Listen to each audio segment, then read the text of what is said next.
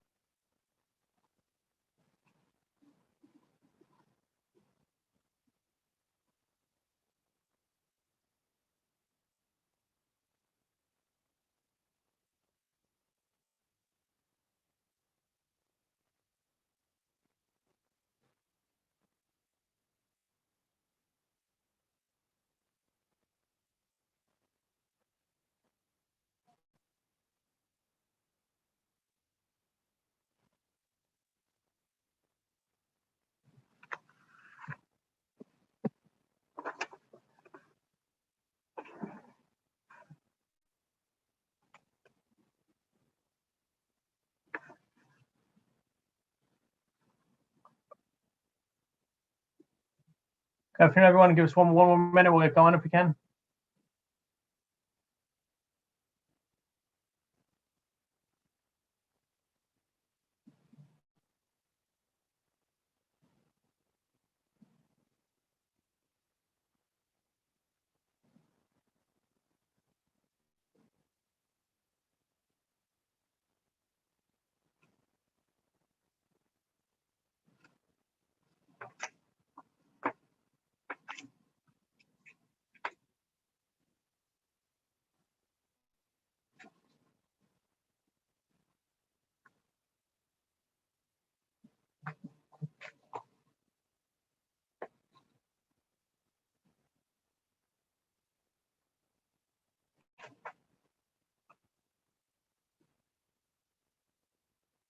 The rank member is ready to reconvene. Let's go.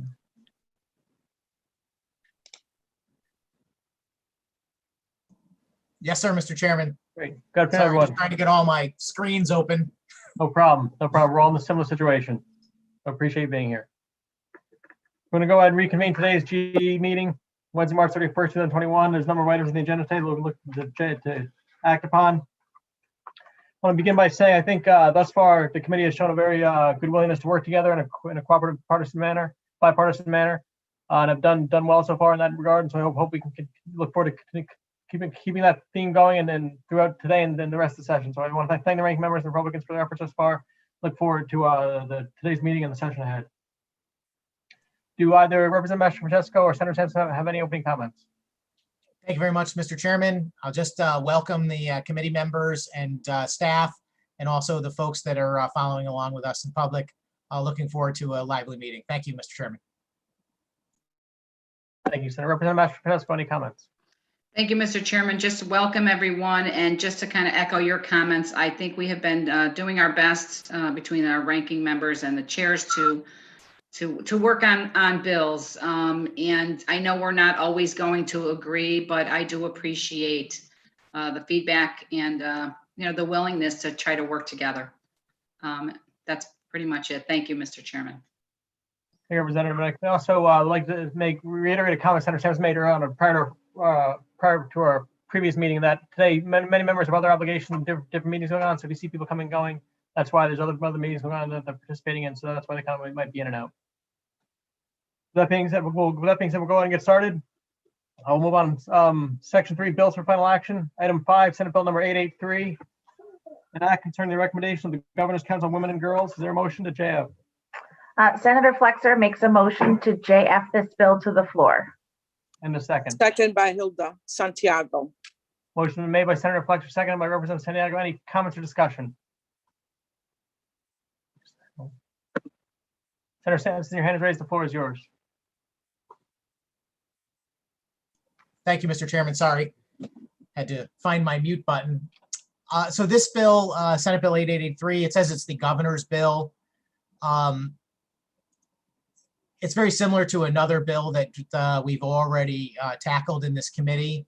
And the main focus of this legislation is to allow childcare services to be something that would be considered a legitimate expenditure for a campaign for legislative office or statewide office. I voted no on that bill. I don't think that's the intention of the Citizens Election Fund. And more importantly, I don't believe that it's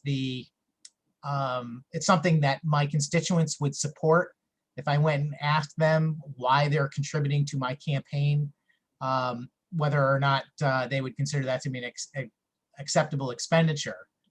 I have a couple of other quick comments and questions. The first one is that the bill's title, while this might be recommendations of the Governor's Council on Women and Girls, I would point out that it's both genders that are affected by this bill, and certainly there are men who have to deal with childcare circumstances also, and I just thought I would mention that. There is another portion of this bill unrelated to that section, and actually I'll get to that in a minute. Let me just ask my more important question about that part.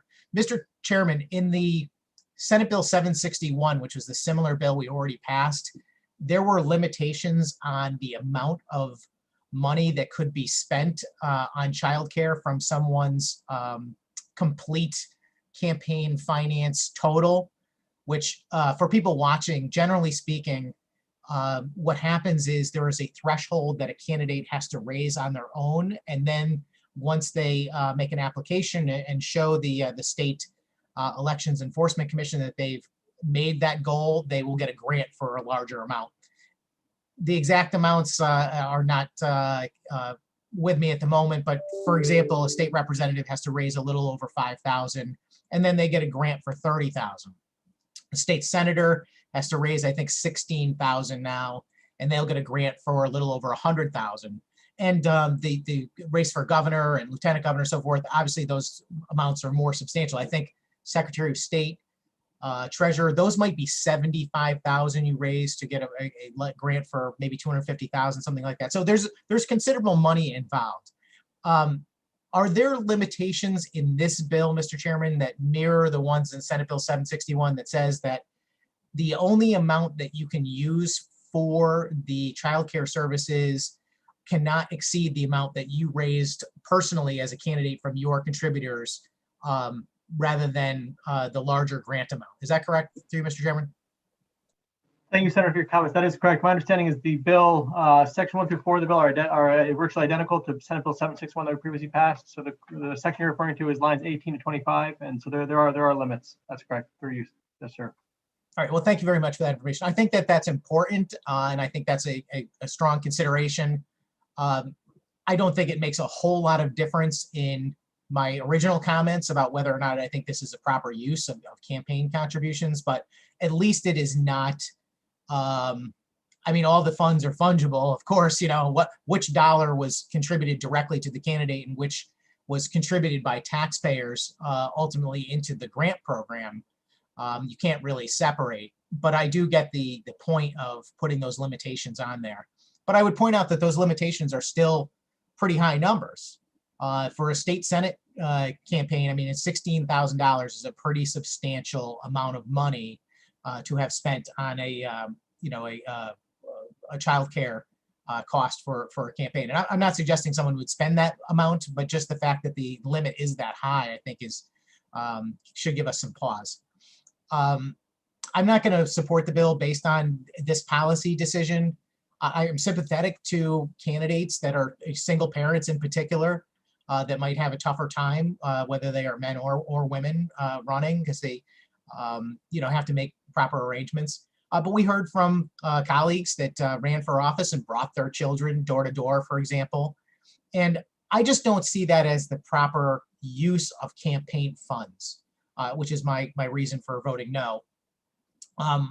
One thing that is different about this bill than Senate Bill 761, which we have already passed out of the committee, is that this bill also has another section that requires the executive branch and any appointing authorities in the state agencies. The language I have in front of me says, consider each recommendation for appointment of a public member to a board or commission made by any organization representing the interests of gender or racial diversity.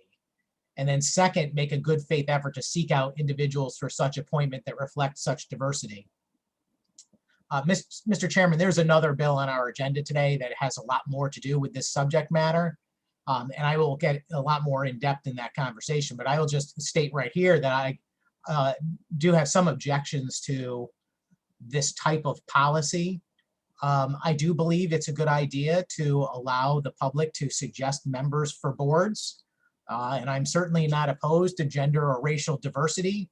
What I object to is the tendency that we seem to be on a track to begin identifying members of the public, members of state agencies, members of boards and commissions only by their gender and race.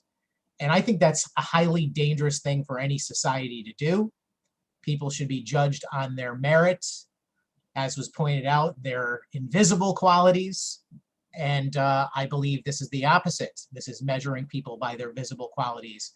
And it can only lead to dangerous policy going forward And I would like to put that on the record. And I will not ask a question because I don't believe there is an answer. But Mr. Chairman, if you decide you want to comment on it, please do.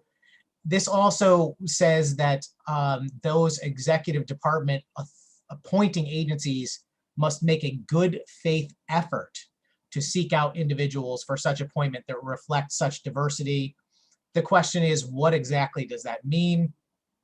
I think it's dangerous when we write policy that does not have explicit definitions, because my definition of what a good faith effort is, I'm sure might differ with someone else's. And we shouldn't put things like that into law. We should specify what effort they are actually supposed to take instead of just a good faith effort. Again, you can extrapolate if you have any thoughts on it, but I just wanted to point out that I thought that was a little vague. And I encourage my colleagues to vote against this policy and the bill before us, partly because I don't believe the Citizens Election Fund is intended for anything other than campaign-related expenditures. And second of all, because of this provision about appointing people based on their race and gender rather than their qualifications. And thank you very much for the opportunity to speak, Mr. Chairman. Thank you, Senator, for your comments. Appreciate your insight as always. Representative Thomas, your hand is raised. The floor is yours. Thank you, Mr. Chair.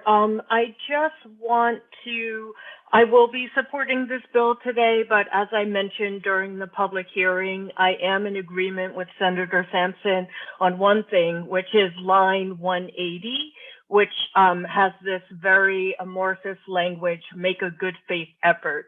I do think we have another bill on our agenda today that deals with this a lot more concretely. So I will vote yes, but I think that language is not specific enough to be helpful to the appointing agency. Thank you. Thank you, Representative Thomas. Representative Mashcheska, your hand is raised. The floor is yours. Thank you, Mr. Chairman. Just a couple of quick questions. There was S language, JFS language on this particular bill. Is that correct?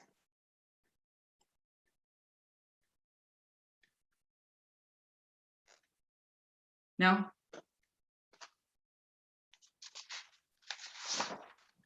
Mr. Chairman, you are on mute. Thank you, Senator. I don't believe, I think this one's JF for the floor, I believe. No JFS language that I'm aware of. Okay, give me 1 second. I must have been looking at the wrong one. My apologies, hold on. Okay, yes, you're correct. I apologize. I was actually looking at the wrong one. So again, my concerns are pretty much mirror what Senator Sampson said when it comes to the Citizens Election Program paying for childcare.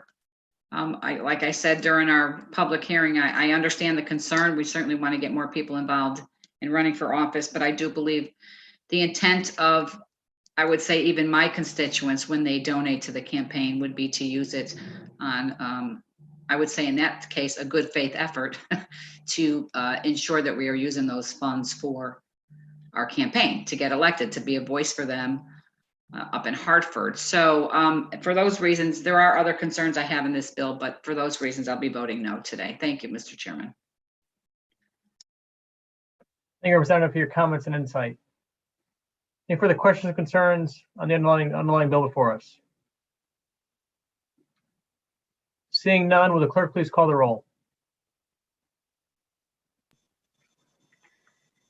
Senate Bill 883, JF to floor. Flexer. Senator Flexer votes yes. Fox. Representative Fox votes yes. Haskell. Senator Haskell votes yes. Thomas.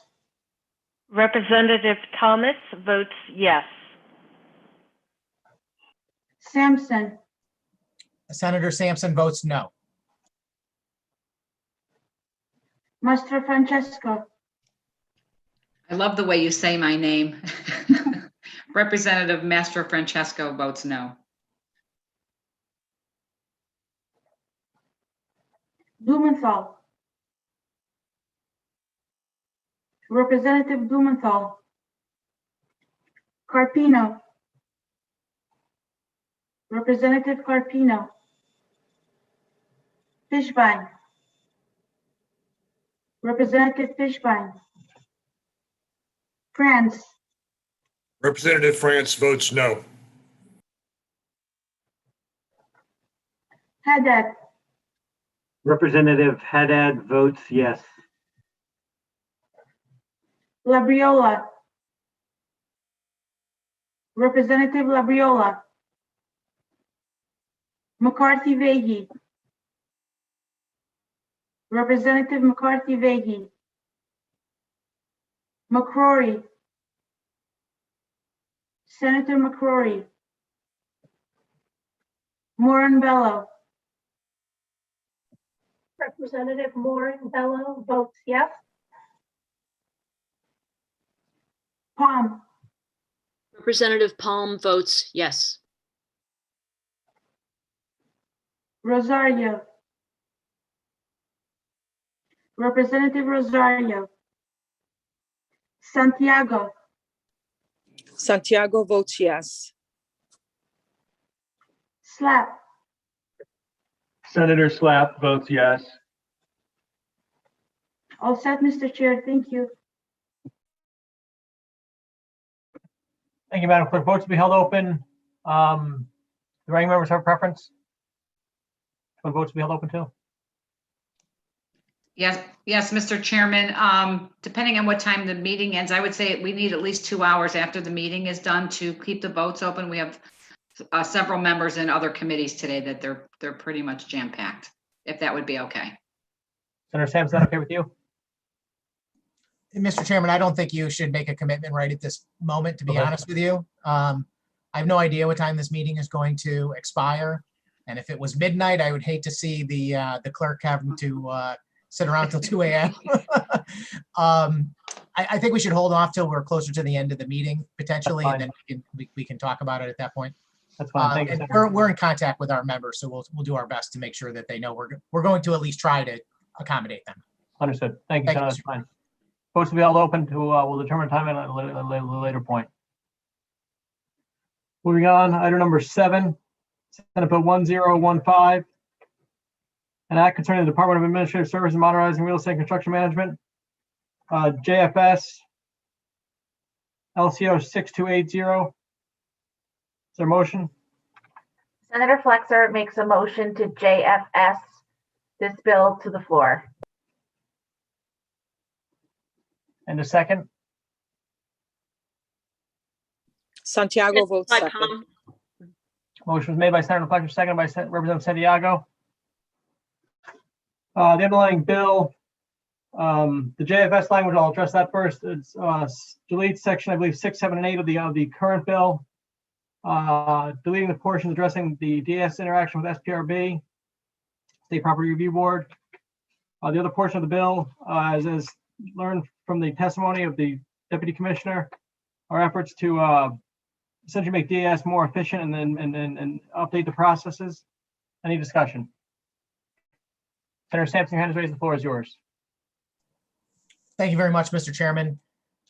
Yeah, I had some concerns about the original bill, but they have been alleviated by the substitute language. I want to thank the chairs for taking into consideration what I think was very important testimony that we heard. In particular, the conversation regarding Section 8 of the bill, which in the original bill, it would have narrowed the scope of the SPRB to only projects over $500,000 rather than the current law, which is 100,000. And I know we have another bill that affects that amount even further, but the testimony I found pretty unbelievable, because essentially that would have meant that the number of projects that the SPRB would review would have dropped substantially. And the information they provided was that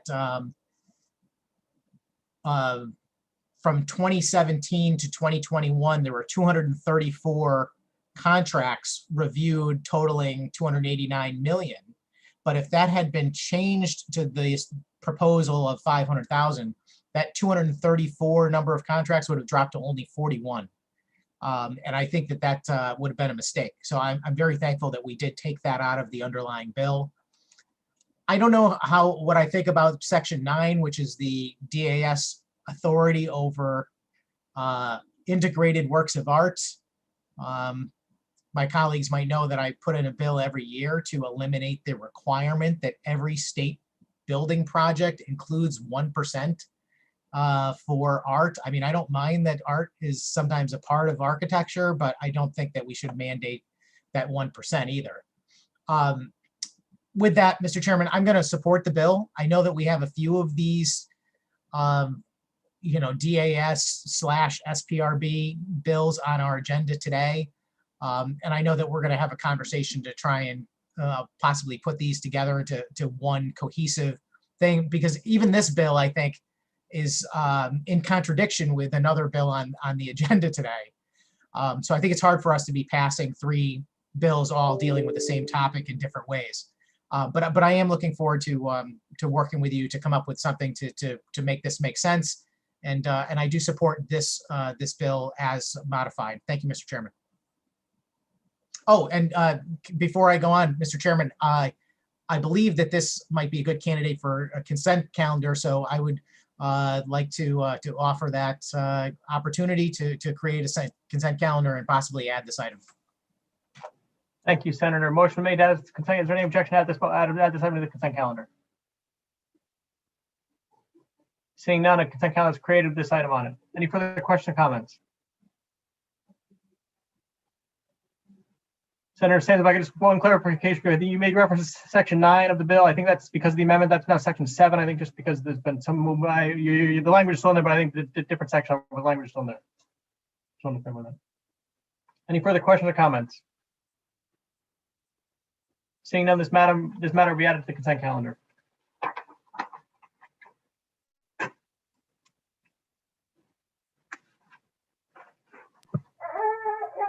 Moving on, item number 8, SB 71071, an act implementing a recommendation to the auditor of public accounts. There's JFS on this. JFS LCO A6285. We're seeking a motion to the floor. JFS. Senator Flexer makes a motion to JFS this bill to the floor. Rep. Thomas seconds. Motion made by Senator Flexer, seconded by Representative Thomas. The JFS language is it's a fairly simple change. It changed one word from contracting in line 16, contracting such agency, to contracting such contract, requested by DAS, approved by the auditors, and then they're therefore made in line 16. Any discussion on the underlying bill?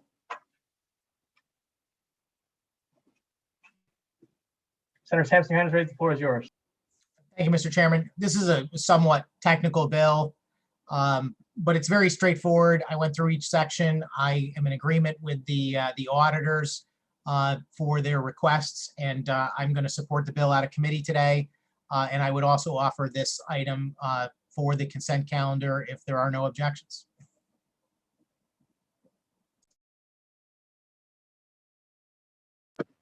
Motion to add this consent calendar been made. Any objections to this matter being added to the consent calendar? Seeing none, the matter will be added to the consent calendar. Any further questions or comments on Senate Bill 1071? Seeing none, we'll move on. Thank you, Senator Flexer. Thank you, Senator Sampson. Moving on, item number 9, Senate Bill 1073, an act concerning equity and opportunity in state government. Seeking a motion to JF to the floor. Senator Flexer makes a motion to JF this bill to the floor. Is there a second? Second by Rep. Morinbello. Motion made by Senator Flexer, second by Rep. Morinbello. Any discussion?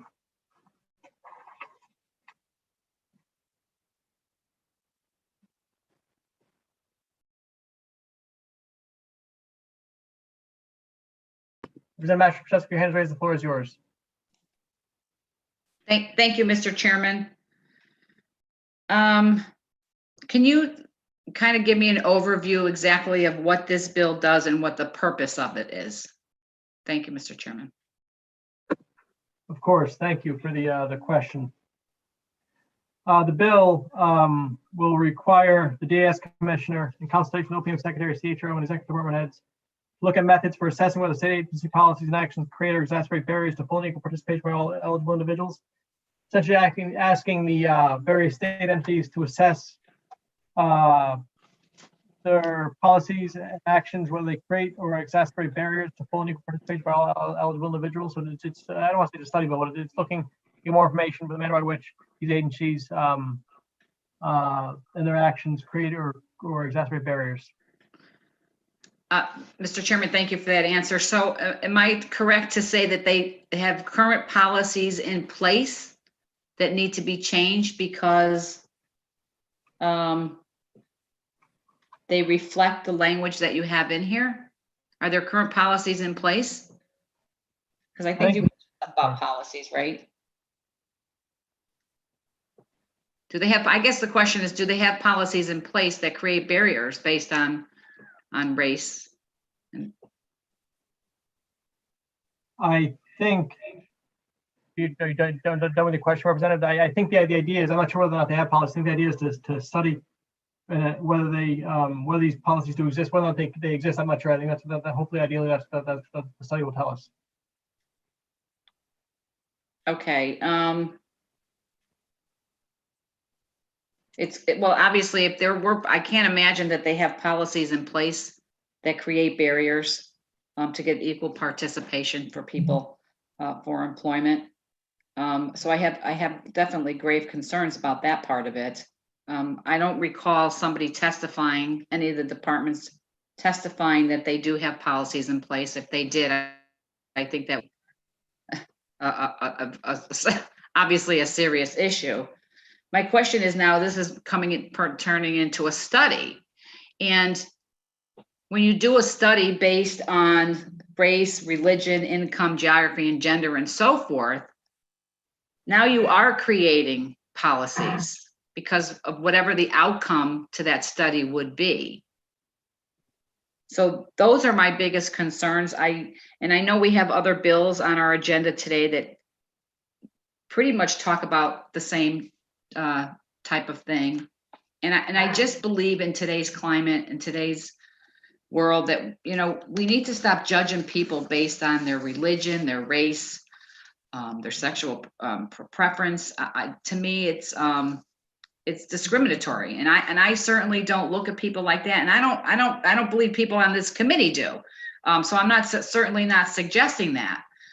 But when we're starting to go out to look for that, it's a problem, because now we are creating policies and we are creating quotas to make sure that we have people put in certain buckets based on race, religion, sexual preference, and gender, and so forth. So these are the problems that I have with this particular bill. And I understand that it's just a study, but I believe it opens the door to create this going forward for everything. And then we will be back again. We will certainly be putting people into certain buckets based on their gender. And I don't agree with that. I believe in treating everybody equally, everybody the same. We all have the same protections under the law, regardless of their color and their gender and so forth. So for those reasons, Mr. Chairman, I will certainly not be supporting this bill. Thank you. Okay, Senator Flex, your hand is raised. The floor is yours. Thank you, Mr. Chair. And Mr. Chair, I just wanted to try to chime in and assist with Representative Master Francesco's comments. I think the idea here, I'll just give a couple of scenarios that I think might speak to policies or actions that an agency might take, that when they're doing this assessment, they might discern that there is potentially a problem. So, for example, this week, many of us who are of the Jewish faith are celebrating Passover, and those of us that are of the Christian faith are celebrating Holy Week this week, and Good Friday is a state holiday, and Easter this weekend. And naturally, we know that there's no state agency that would be open for one particular thing on this Friday, because it is a state holiday, which is unusual, but it's very accommodating for those of us that are of the Christian faith that day is off. if a state agency were to do an assessment and say they had a particular program that was only open on one time a year, one day a year, and they did this assessment and they realized that there's another religious group in our state that has a holy day that's as important to those of us that are Christian as Good Friday is, and that program only opens on that one particular day, they might discover that lo and behold, they're not really accessible to folks of that particular faith because the program's not open. The program opens on a day that is of deep religious importance to them. That's the kind of thing that this assessment might discern. Similarly, another scenario I would throw out there is that maybe an agency in doing this assessment might discover that the way they take applications or the way they advertise a program isn't accessible to people with certain abilities. Maybe people who aren't traditionally abled aren't able to access that program in the same way as those of us who are traditionally able. So that's the sort of assessment we're hoping that the agencies might be able to conduct and recognize that, oh, people who have this different set of abilities can't access this program in the same way. Maybe there's a way for us to reevaluate that and try to deliver those services in a way that more people could find that program accessible, similar to the scenario that I threw out there with regard to the religious belief. So I just try to add that to the conversation. I think those are the kinds of things that we're trying to ask the state agencies to discern here, so that we're recognizing what challenges might be if you're part of a group of people that's smaller in number in our state. Thank you, Mr. Chair. Thank you, Senator, for your comments and your clarifications. Senator Sampson, your hand is raised. The floor is yours. Thank you, Mr. Chairman. I appreciate the conversation, and I'm trying to hear the perspective of both my ranking member colleague and the Madam Chairman herself. And I'm certainly sympathetic to concerns about people being left out or in some way being impacted by policies that our state has put into to law or practice that might either inadvertently or advertently, discriminate against someone based on their race or gender or the other protected classes that are listed here. In fact, that's my first question, Mr. Chairman, which is, what is this bill really going after? I noticed that there's a list of items that the DAS commissioner, in consultation with the OPM secretary, CHRO, and executive department heads, are tasked with studying and assessing. And it lists equity, which is another question I have, with respect to race, ethnicity, religion, income, geography, gender identity, sexual orientation, and disability. Is that list supposed to be inclusive of protected classes, Mr. Chairman? Are there items beyond that list that they should be looking at, or things that are beyond our list of normal protected classes that are included, Mr. Chairman?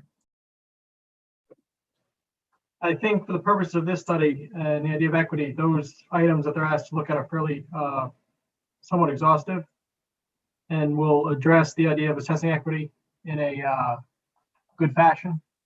So I think those those items that they're to assess equity with.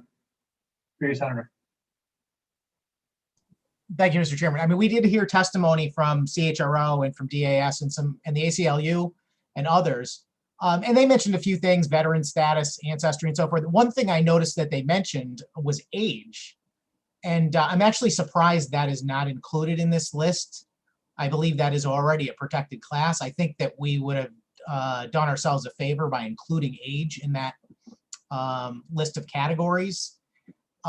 Just throwing that out there. I don't know if the actual bill defines the word equity. And this is a conversation we've had in this committee many times in the past.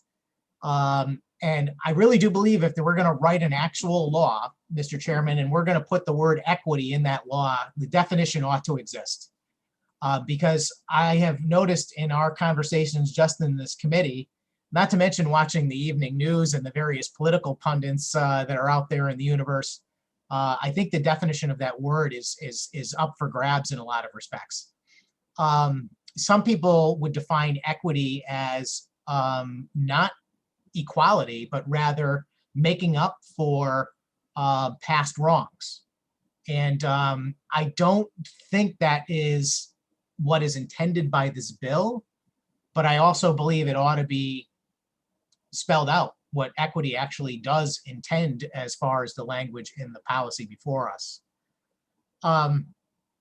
Again, there is another bill on the agenda that I want to speak about this subject even more in depth about when it comes to measuring and assessing people based on these qualities.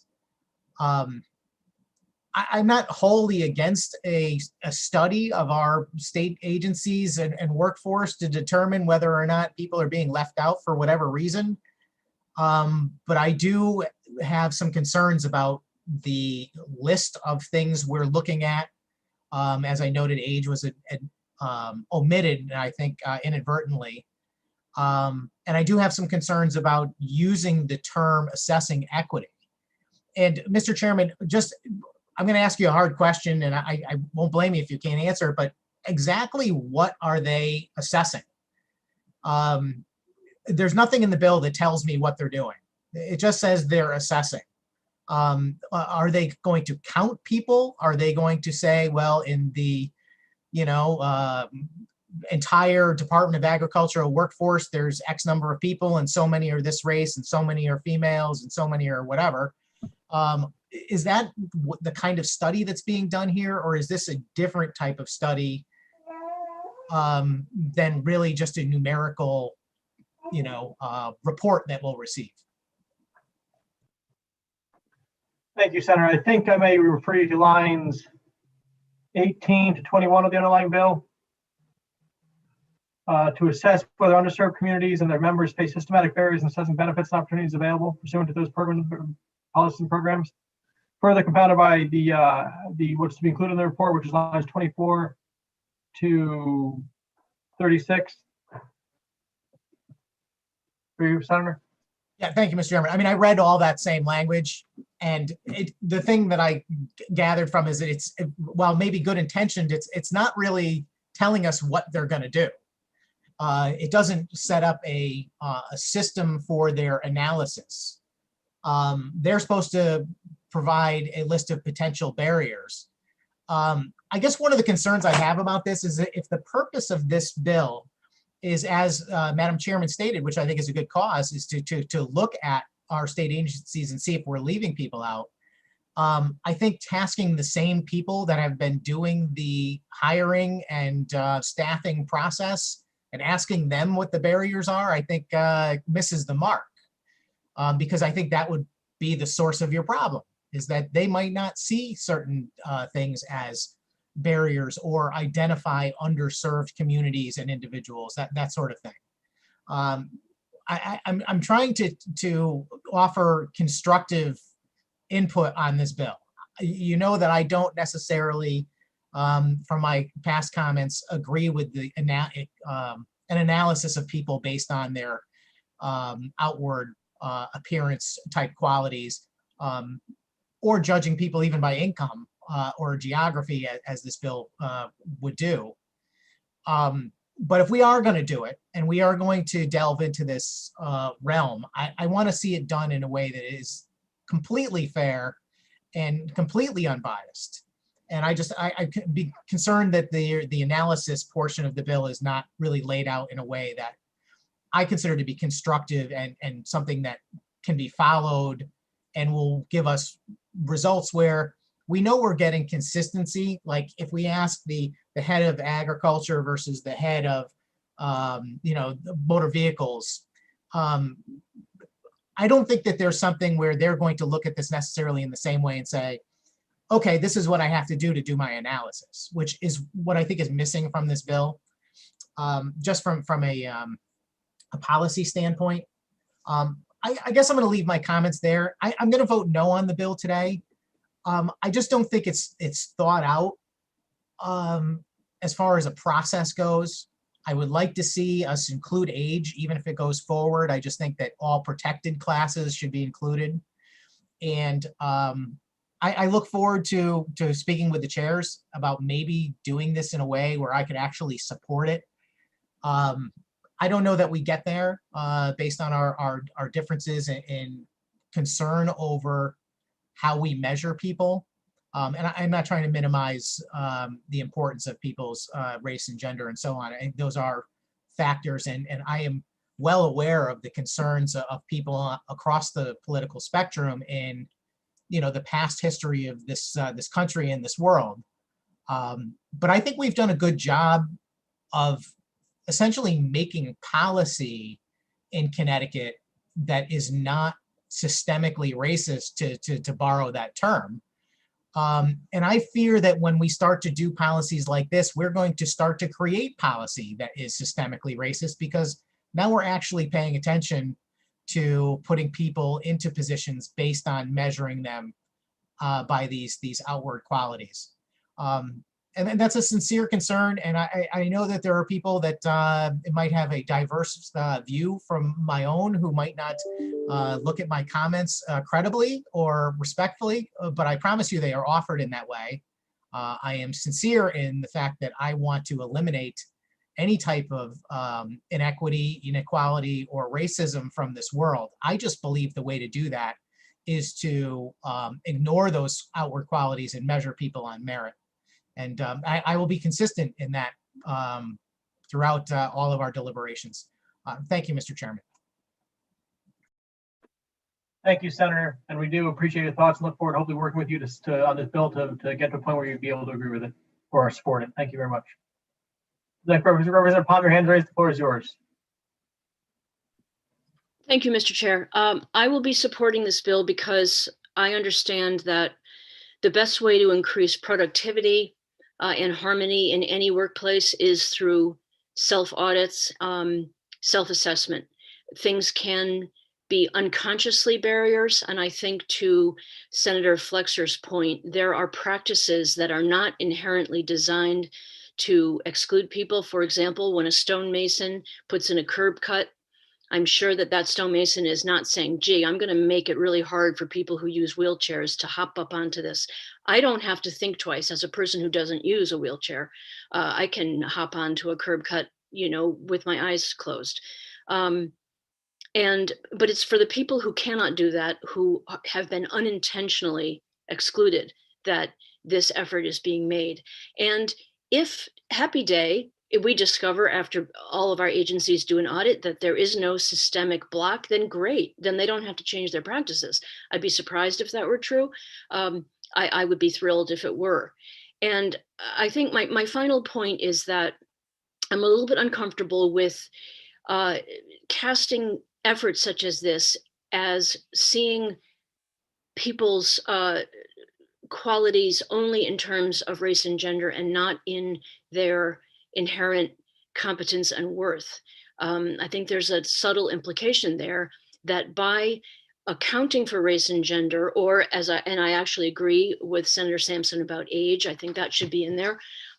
People on both ends of the spectrum of age can be discriminated against for no other reason except their age, whether it be youth or seasoned age. I think that might be a great addition. But if we look at this as a way of being inclusive, not judging people, that word keeps being thrown around, judging, but before we can break down barriers or even get a sense of who may or may not be being served or excluded, we have to know who is there. And that does require seeing race and seeing gender and seeing sexual affiliation and preference and all of those things. If we want to use the term protected classes, so be it. But until we know who it is, it's very hard to find out who it isn't. So I will be supporting this bill because I think data matters. I think audits are helpful, and getting metrics on any policy in the execution of it is central to carrying out the intent of it. Thank you. Representative Thomas, hand is raised. The floor is yours. Thank you, Representative Palm. Thank you, Mr. Chair. I'll just associate my comments with Rep. Palm. I was going to say something very similar. I think it's Management 101 to review any process and try to determine the pain points. And I think the problem that this bill is trying to solve is that while, yes, I could not agree more that we should stop judging people based on, as the bill says, race, ethnicity, religion, income, geography, gender identity, sexual orientation, disability, and I also agree with age. The fact is that it does happen. So I read this bill, line, I believe it's line 8 or 9 says, whether state agency policies or actions create or exacerbate. I don't think it is assuming that something does exist, nor do I think it's trying to carve out or create a situation that is not problematic, but just looking to Rep. Palm's point to make sure there are no pain points that need to be further examined. So I will be supporting this bill, and I hope my colleagues will do so as well. Thank you, Mr. Chair. Thank you, Representative Thomas. Representative France, your hand is raised. The floor is yours. Thank you, Mr. Chair. And I just have one question. It focused on lines 50 through 58 of the bill. And it talks to the report from the commissioner back to the General Assembly.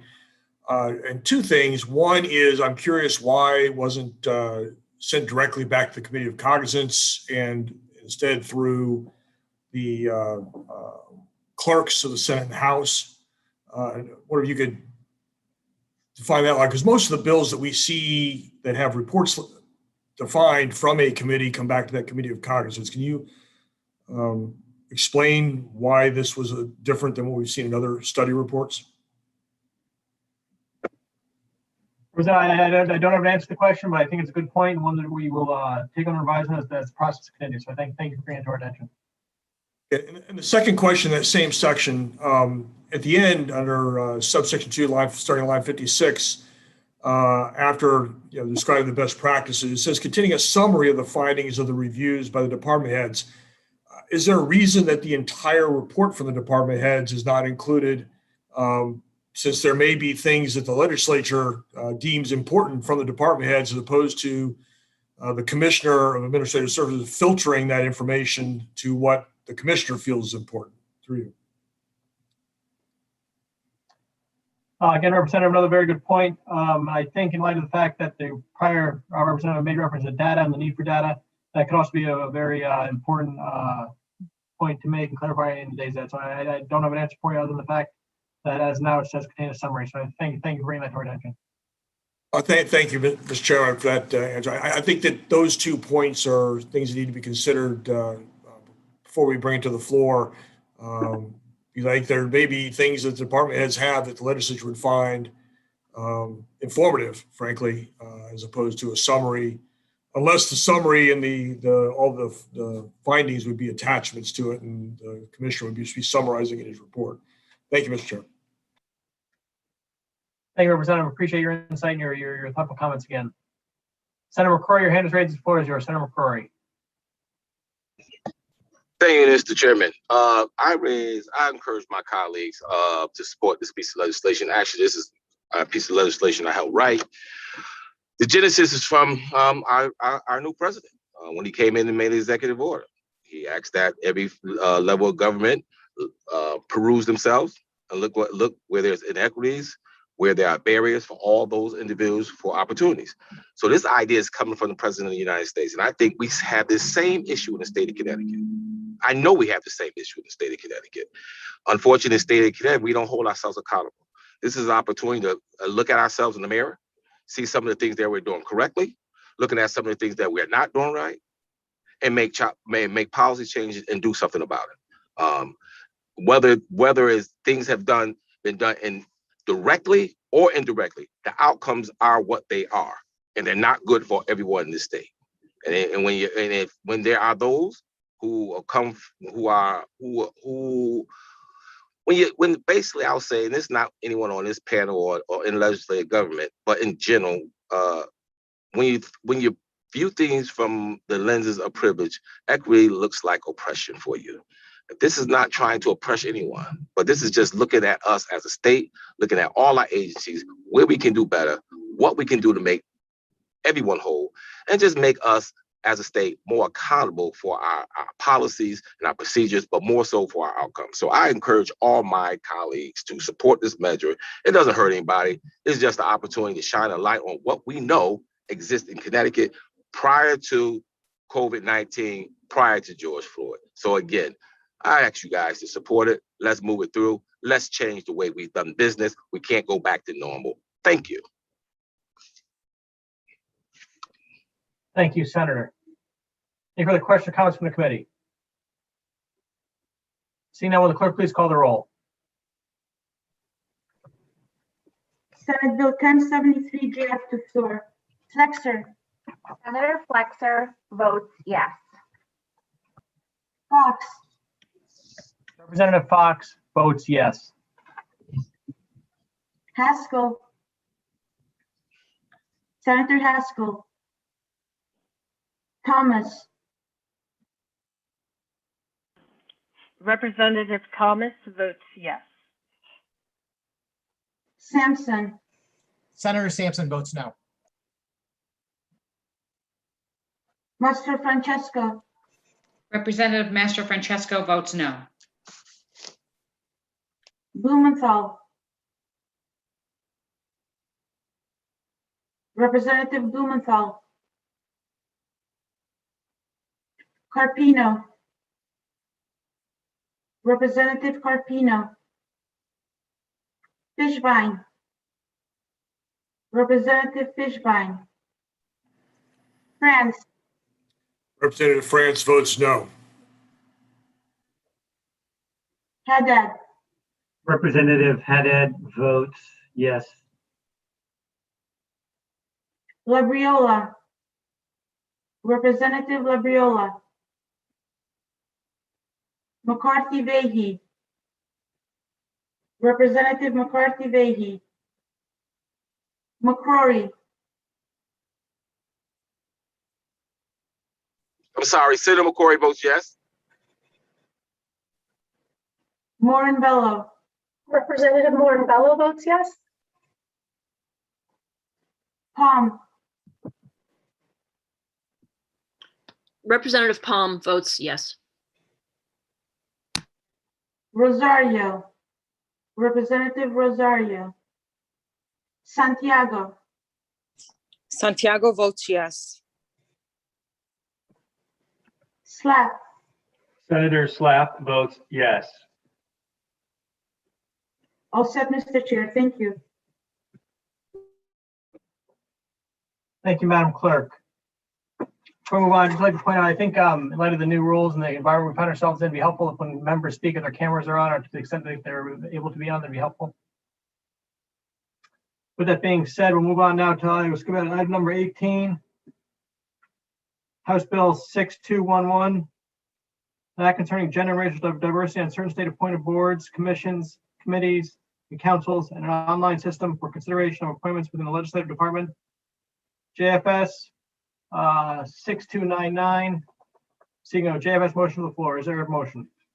Senator Flexer makes a motion to JFS this bill to the floor. Second by Santiago.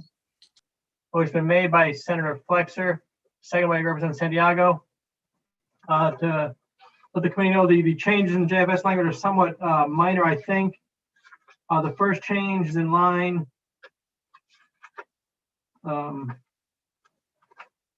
16 to 17. DS suggested some language that we use we changed the manner by which the data would be provided and use a more current and accurate source. So we went on and did that. On line section 1B1 of the underlying bill, Secretary of State requested that that the prior requirements will be duplicative of the efforts already done. So we made that change as well. Is there comment or discussion? Representative Mastrosky, your hand raised. The floor is yours.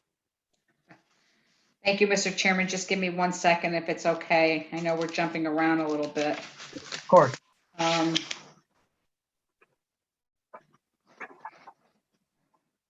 So again, and again, I certainly respect what we are trying to accomplish here, to look at people, to make sure that people are treated fairly and get equal opportunity.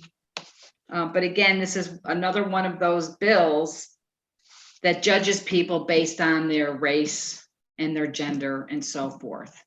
And one that I truly, and I am committed, and I've always been like this my whole life, I don't look at people that way. And for me to support this would tell me that I do, and I don't. I look at people based on their character and their qualities and what they bring to the table. And this is total opposite of what I believe in. And again, I don't want to keep talking about it. I know we've had a lot of discussion. We've had a great public hearing on it, and I truly appreciate listening to other people's perspective. And, you know, sometimes when you listen to testimony, you get a different perspective, and you say, gee, I understand. You know, we're not all going to agree on things, and we all have a different perspective on them. But I have lived my whole life never judging anybody by their skin color, by their gender, or religion or anything. I look at them based on their character. Like I said, their character, their qualities. And that to me is what is important. And until we start doing that, we will always have division and animosity in this state and in this country. And I don't believe that's the right way to go.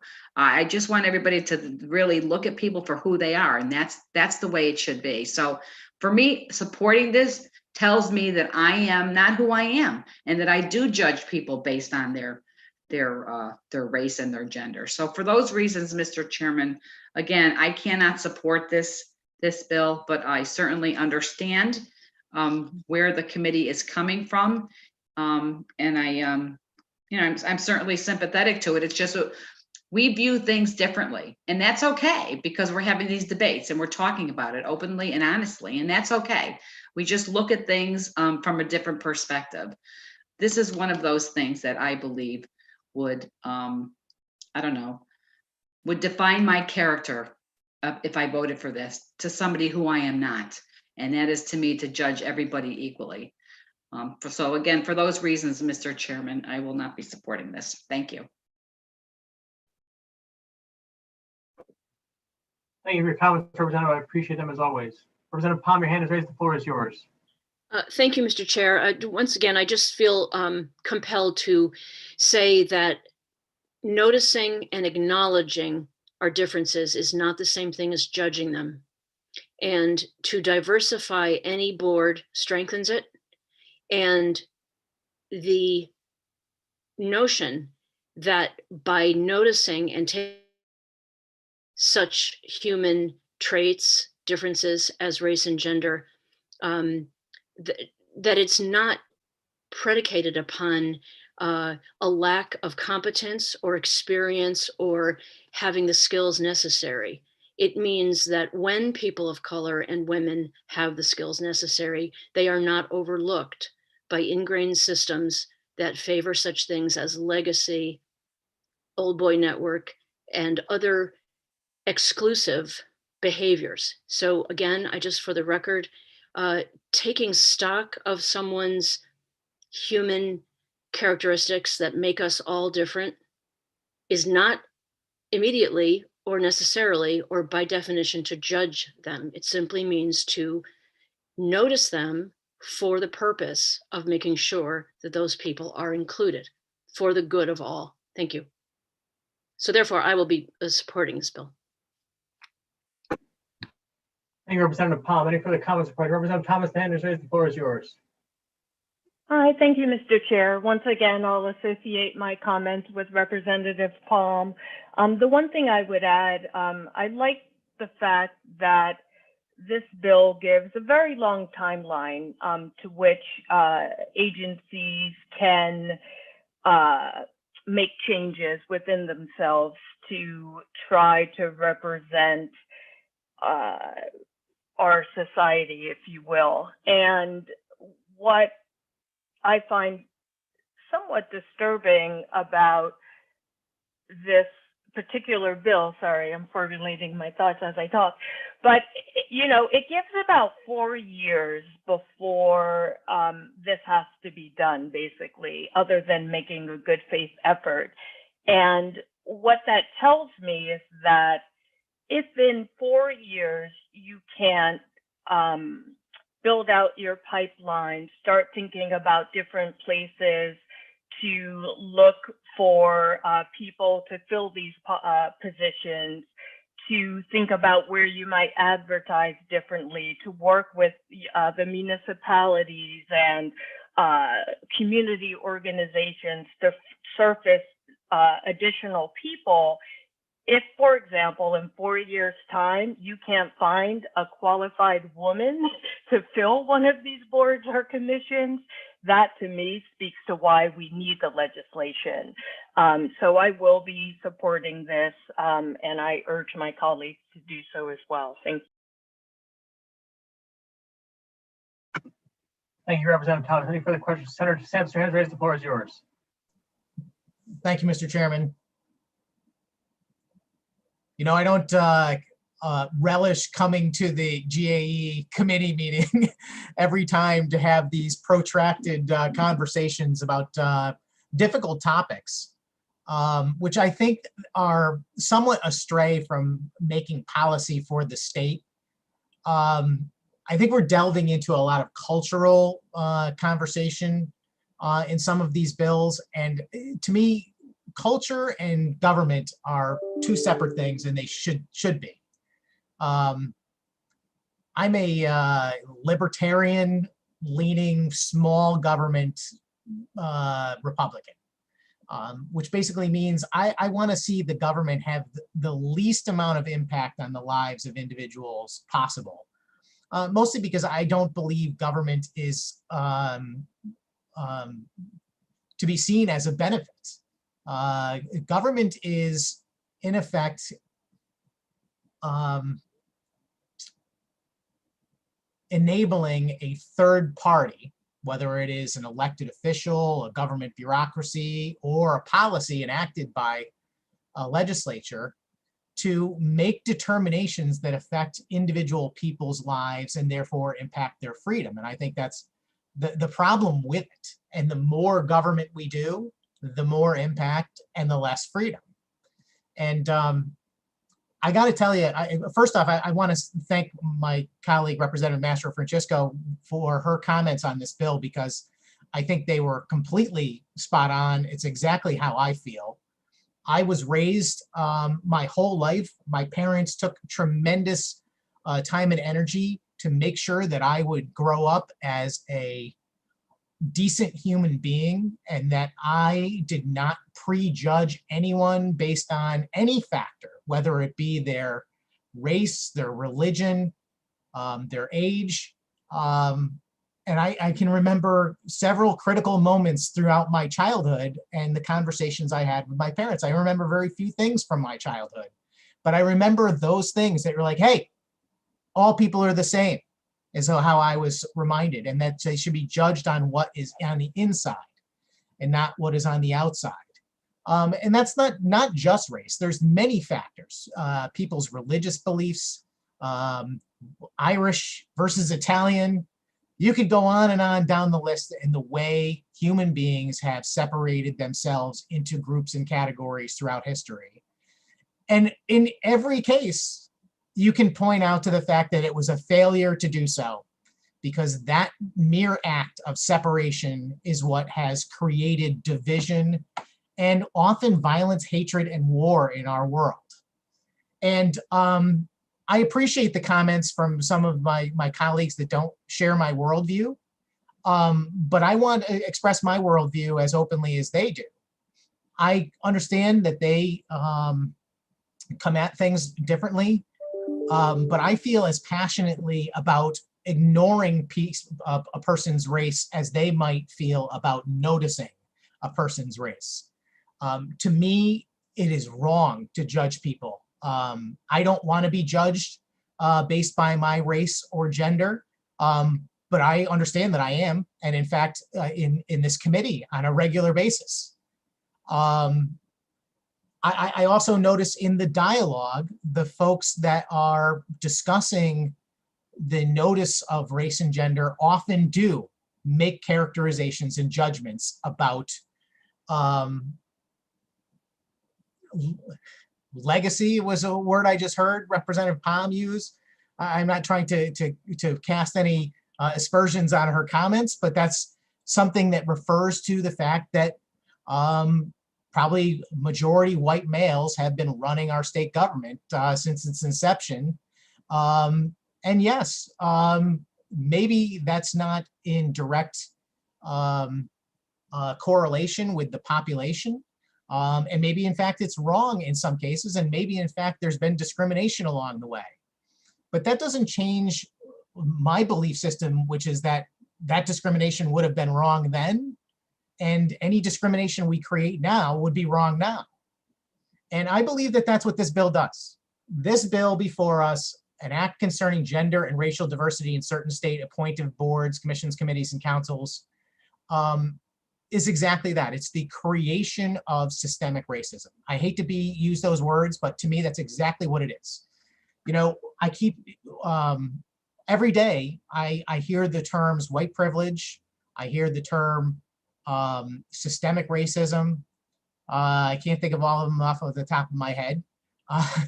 But those terms are thrown about to reflect history, the status quo, the need for equity, the need for policies like this. The thing is, I keep asking for folks to point out things in our laws, which is what we do here. The GAE committee and the legislature in general, we make laws. We don't change culture. We don't change people's behaviors or attitudes, in fact. We only make laws. And because we're only making laws, we have to make sure that the laws we make don't contain any discrimination or favoritism for any particular category or identity class of individuals. I have trouble with the terminology because I don't even believe in any of it. So I would like folks who say that we need this policy to give me examples of where in our laws, and I'm sure you can point out to outcomes all day long, but what I want to hear is where in the law, somewhere it says, and there may be examples, and if they are, we have to fix them. And I will be right there with you to do so. But I want to see examples in the law that are systemically racist, where it says that we must hire someone of some race versus another one, or we must hire someone of this religion or this gender. And in fact, there are a number of those policies that exist, but they're all created within recent years in the quest for equity, which is to make up for the perception of the systemic racism of the past. Now, racism is a real thing. It existed in this country, both in policy and in law for a long time. Women did not have the right to vote. African Americans did not have the right to vote. There are countless other minor, or I wouldn't say minor, but less profound examples in our federal and our state laws over history. But today, I don't know that we have laws that do anything except for try and reverse those.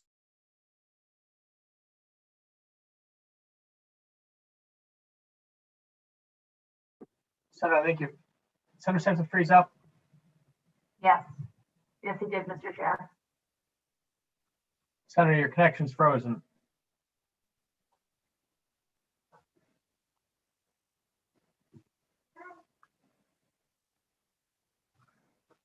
I believe his computer went down, Mr. Chairman.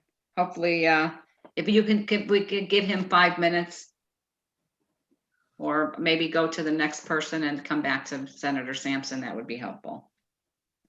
Okay. We'll go ahead and do that then for your recommendation. Thank you. He's trying to get back on, so I apologize. He's off. So give him another minute to get in, maybe.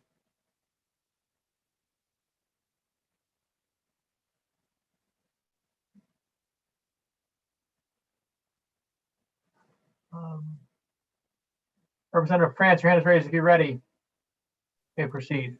Thank you, Mr. Chair. I have a question related to the section between starting line 51 through 57, where the secretary receives the reports, but then goes on as a change in that language that not later than January 1st, 2022, and every 4 years thereafter shall develop and publish the report. That in the previous subsection, members' appointment, that information shall be provided to the Secretary of State. I'm curious why it's every 4 years. It would seem in our technology-based day that the Secretary is going to capture that information as it comes in. And if we're going to be making decisions on appointments through the legislature, I would anticipate it would be annually so that everybody would have that report and understand the outcome of this policy. Was there any comment from Secretary of State or anybody else that was driving a 4-year cycle on that report, Mr. Chairman? There was. Thank you, Representative France, for the question. The Secretary of State actually acknowledged that Section 1B1 requires data reporting every 2 years. Section 1B2 requires office producer report every 5 years. She thought it might make more sense for the report to produce every 4 years to align with the reporting requirements. I think it was just a matter of lining up the reporting requirements from the Secretary's opinion. I guess I appreciate, trying to align reporting requirements, but as I think that waiting 4 years to publish a report on something such as this, when we are, every legislative session, we form various commissions and people are reappointed, that report ought to be an annual report out of the Secretary. And if we're publishing on the internet, that almost ought to be real time.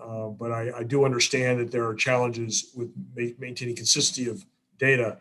I think we really ought to be considering an annual report on this so that everybody can have an idea of the outcome of this effort that we're putting forward. So thank you, Mr. Chairman. Thank you, Representative, for your comments.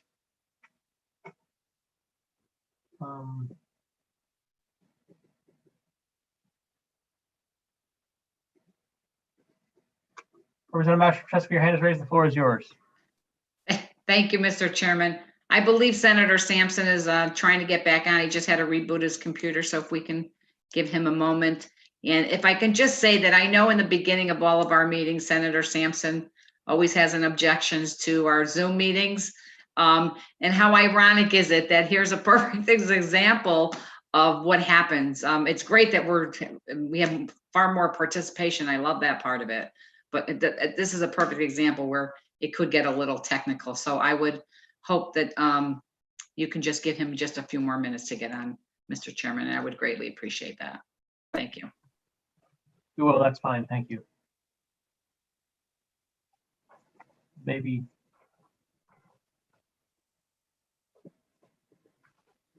Mr. Chair?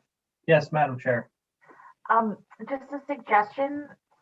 Perhaps we should suggest to Senator Sampson that he call in, if that's possible, to finish his remarks. And then for the purposes of voting, he would have to figure out the internet connection with the video. But if he wanted to wrap up his remarks on this bill before we move on, he could potentially do that by using the telephone if he continues to have issues with his computer. I would, of course, ask LCO or Madam Clerk to chime in if my suggestion would be out of line with the rules, but I think that might be the best way to move forward. Thank you, Madam Chair. LCO, have any insight into that proposition? I believe the rules only speak to voting, not to participating in a meeting. Okay. Representative Mashcheski, were you able to contact Senator Sampson by any chance to see if that's a possibility, or? Yeah, yes, I am. He's rebooting his computer. It just takes a minute or so. Understood.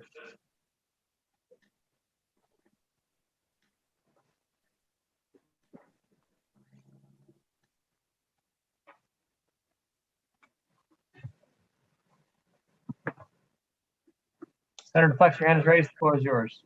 Yeah, thanks, Mr. Chair. Again, that's why I suggest he just use the phone number. It's a quick, one tap phone number that he could just get right in instead of having to wait for the computer to restart and reestablish the internet connection. If the good senator uses the phone number, it puts him right into the meeting so we can hear his voice, hear his comments, and be able to move forward with the meeting. Okay, Madam Chair, give me 1 second and I will get a hold of them. Thank you. Yep.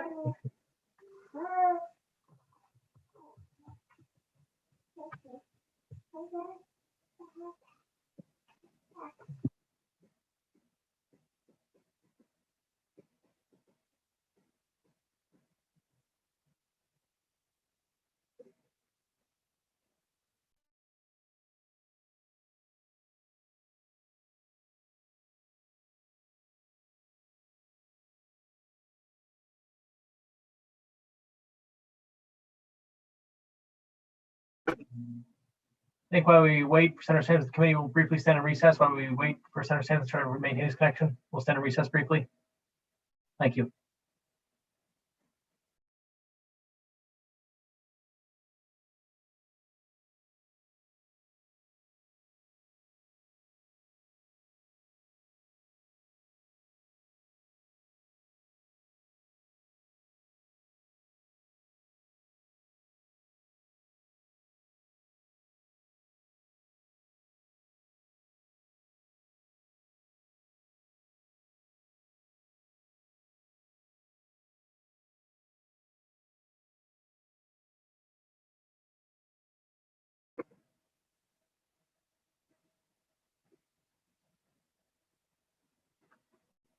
See Senator Sampson has rejoined us. The committee will come back into, we'll return. Senator Sampson, if you're available, the floor is now yours. Mr. Chairman, I'm very, very sorry and horrified. Apparently, Mr. Bill Gates thinks I talk too much too, and decided to crash my computer mid-sentence. But I've got you on my iPad now, and I'll just wrap up my comments. It's a shame because I had all of my notes and everything open on my computer, which I'm still waiting for too. But during the public hearing, I just want to take us back to a lot of the commentary that I heard, and that I agreed with sincerely, which is that what we need to be recognizing is the value of diversity from a sense of what was referred to as invisible qualities. Life experience is another term that was brought up. And I agree with those things wholeheartedly. And I believe sincerely that when our agency and department heads are looking to make decisions about staffing, they need to take those things into consideration. But I believe that those are actual qualifications that can be accounted for. And the point I would make about them is they are the exact opposite of this bill. This bill is not about invisible qualities. It's not about life experience. It's not about a single mother who obviously has different things to deal with about getting her kids on the school bus than a family that has a lot of support from in-laws, etc. Those things are qualifications. This bill doesn't do any of that. This bill breaks our society down into race and gender. And that's all we are in this bill. People are defined by their background in race and gender. That's it. Not their life experience, not innate qualities or life experiences that they bring to the table. And that is my problem with it. And I believe that when you start to write policy that says we are going to pay attention to someone's race and gender, and it doesn't say anything about invisible qualities in the bill, it's not in there, nothing about life experience. If we want to change the bill to say that people who hire folks in our state government for boards and commissions or appoint people to those positions have to take into consideration invisible qualities and life experience, I will support the bill. But it doesn't say that. It says race and gender. And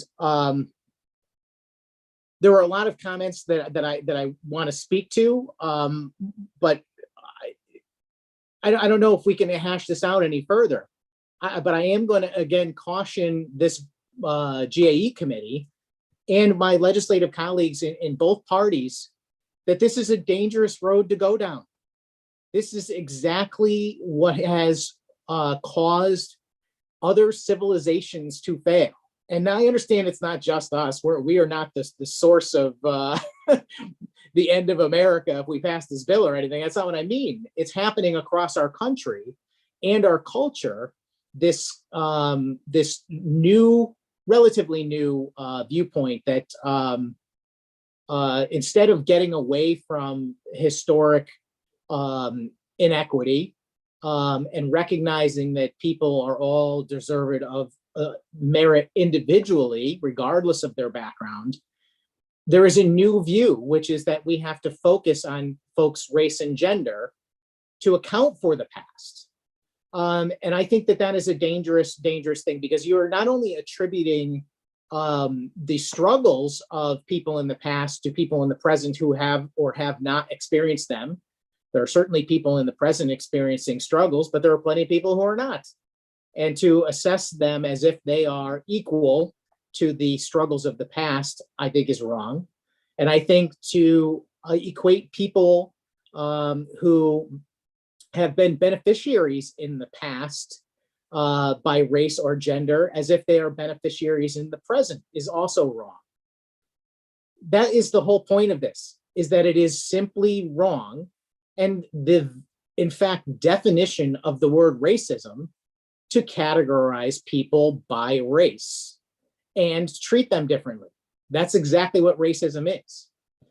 And I get the quest for equity, but the quest for equity, the way I'm understanding it from the way it's been described in this language and other bills, is to make up for the past.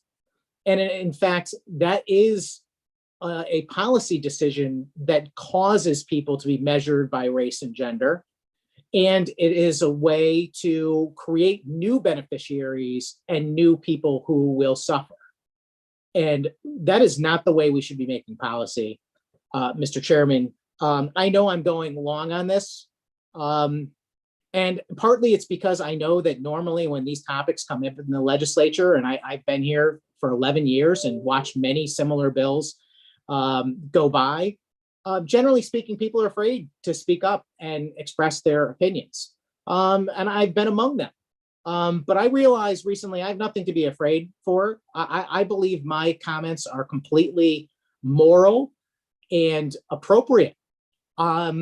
If someone finds fault with the fact that I do not believe that people should be measured or judged in any way, to the point where I don't even want to do a study to find out what color or gender or race or religion or things people are in our state government.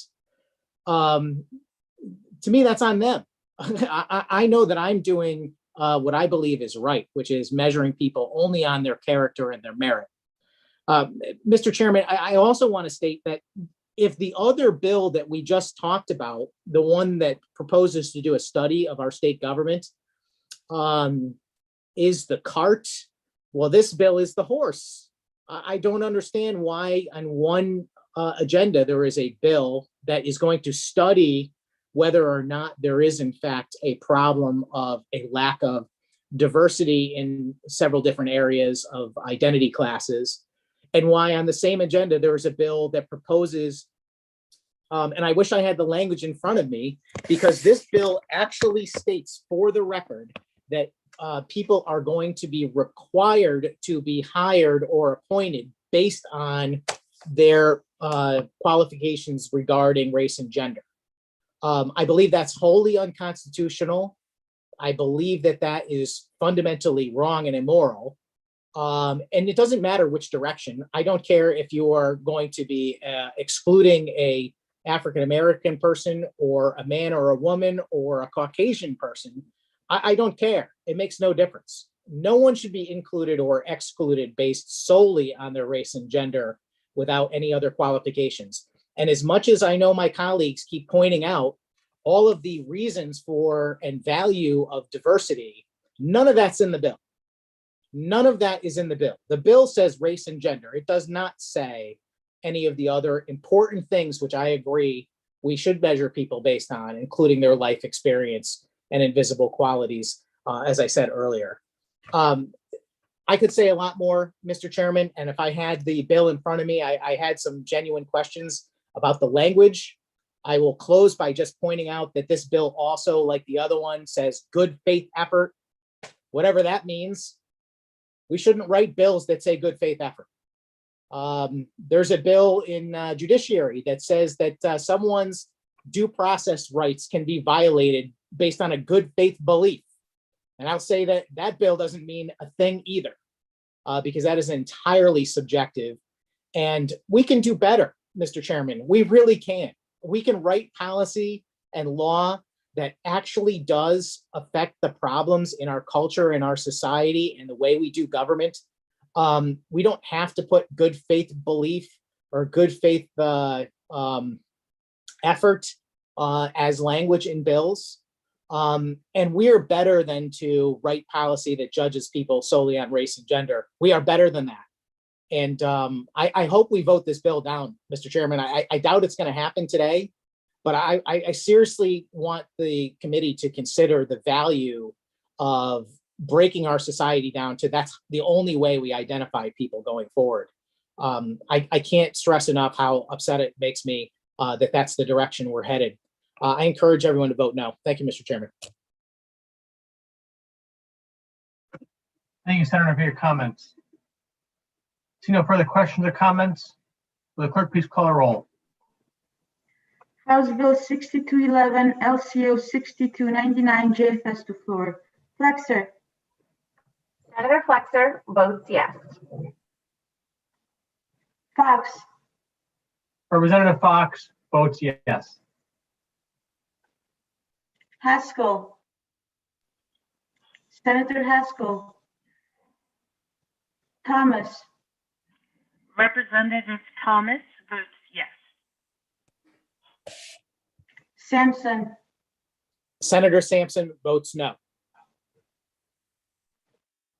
Mastro Francesco. Representative Mastro Francesco votes no. Blumenthal. Representative Blumenthal. Carpino. Representative Carpino. Fishbein. Representative Fishbein. France. Representative France votes no. Haddad. Representative Haddad votes yes. Labriola. Representative Labriola votes no. McCarthy Vehi. Representative McCarthy Vehi. McCrory. Senator McCrory votes yes. Morinbello.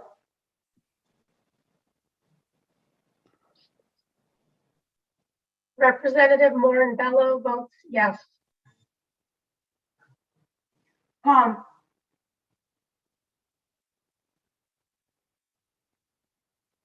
Representative Palm. Rep. Palm votes yes. Rosario. Representative Rosario votes yes. Santiago. Santiago votes yes. Slap. Senator Slap votes yes. All set, Mr. Chair. Thank you. Thank you, Madam Clerk. Next, we'll move back up to item number 10. Senate Bill number 1074, an act concerning various provisions related to government administration and COVID-19. Is there a motion? Senator Flexer makes a motion to JF this bill to the floor. And a second? Rep. Thomas seconds. Motion made by Senator Fletcher, second by Representative Thomas. I will just briefly say on this bill, as discussed in our screening and meetings with rank members of the past few days and weeks, I think the idea of this bill is that it's somewhat of a, I hate to say work in progress, but maybe a work in progress, and the fact that we're still looking at the bill and analyzing how it can be improved and changed. I know the rank members had made some comments, I think good ones, as to section 1 and whether or not it provides an agency the ability to hold simply a virtual meeting as opposed to an in-person meeting. I think it's a good point. So we got to look at further points, like further sections of the bill like that, and narrow that down and really hammer those details out. I think for the time being, it's a good bill, and I ask my colleagues to support it. Now, any further question or comments? Senator Sampson, your hand is raised. The floor is yours. Thank you, Mr. Chairman. And forgive me that I was just responding to an important message and I missed some of your comments, so you may have addressed some of this. We had a really good public hearing on this, and I know that I've had several conversations with the chairs on this bill, and I'm hopeful that we will get to a point where this is, a good compromise that all of us support. Mr. Chairman, am I to understand that we are simply passing the original JF language? There is no substitute language today, is that correct? That's correct, Senator. The bill is being passed. JF, there's no JFS language. That's correct. All right, thank you, Mr. Chairman. Yeah, so let me just, I guess I will say this, which is I appreciate the purpose of this bill, and everyone on this committee knows, my comments that I've been making at the beginning of the public hearings, and just how important I believe it is to continue providing access despite the pandemic, and that there's been a sizable benefit to our process of Zoom meetings. And I believe that it's been beneficial in other circumstances too, and certainly on a town level for municipal meetings. And I'm very much in favor of maintaining that practice. The concern I have is that this bill, right in the very first sentence, essentially says that the normal in-person public meeting, for instance, a town council or a board of education meeting, is essentially no longer required if it's done remotely. And I've expressed my concern to the chairs about this, and I know I brought this up in the public hearing also. And that is a significant concern for me.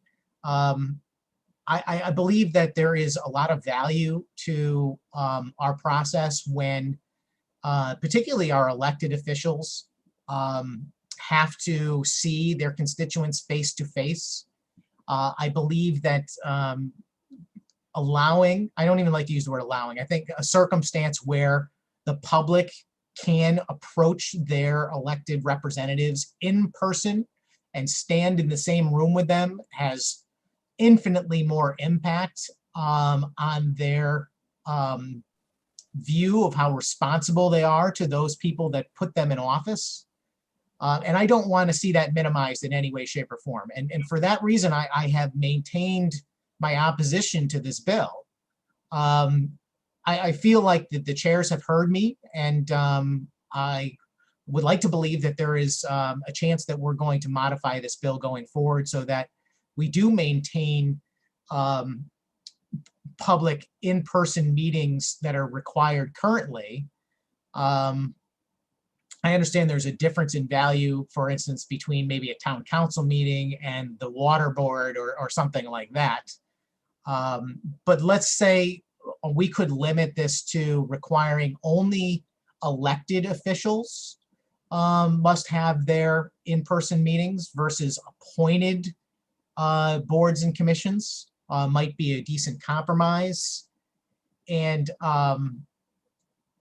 how I vote today, Mr. Chairman, really depends on you and any feedback that you might give me about what direction we're going. I mean, if the bill's going to stay the way it is, and it is going to allow the elimination of in-person public meetings like a town council meeting, I can't support it.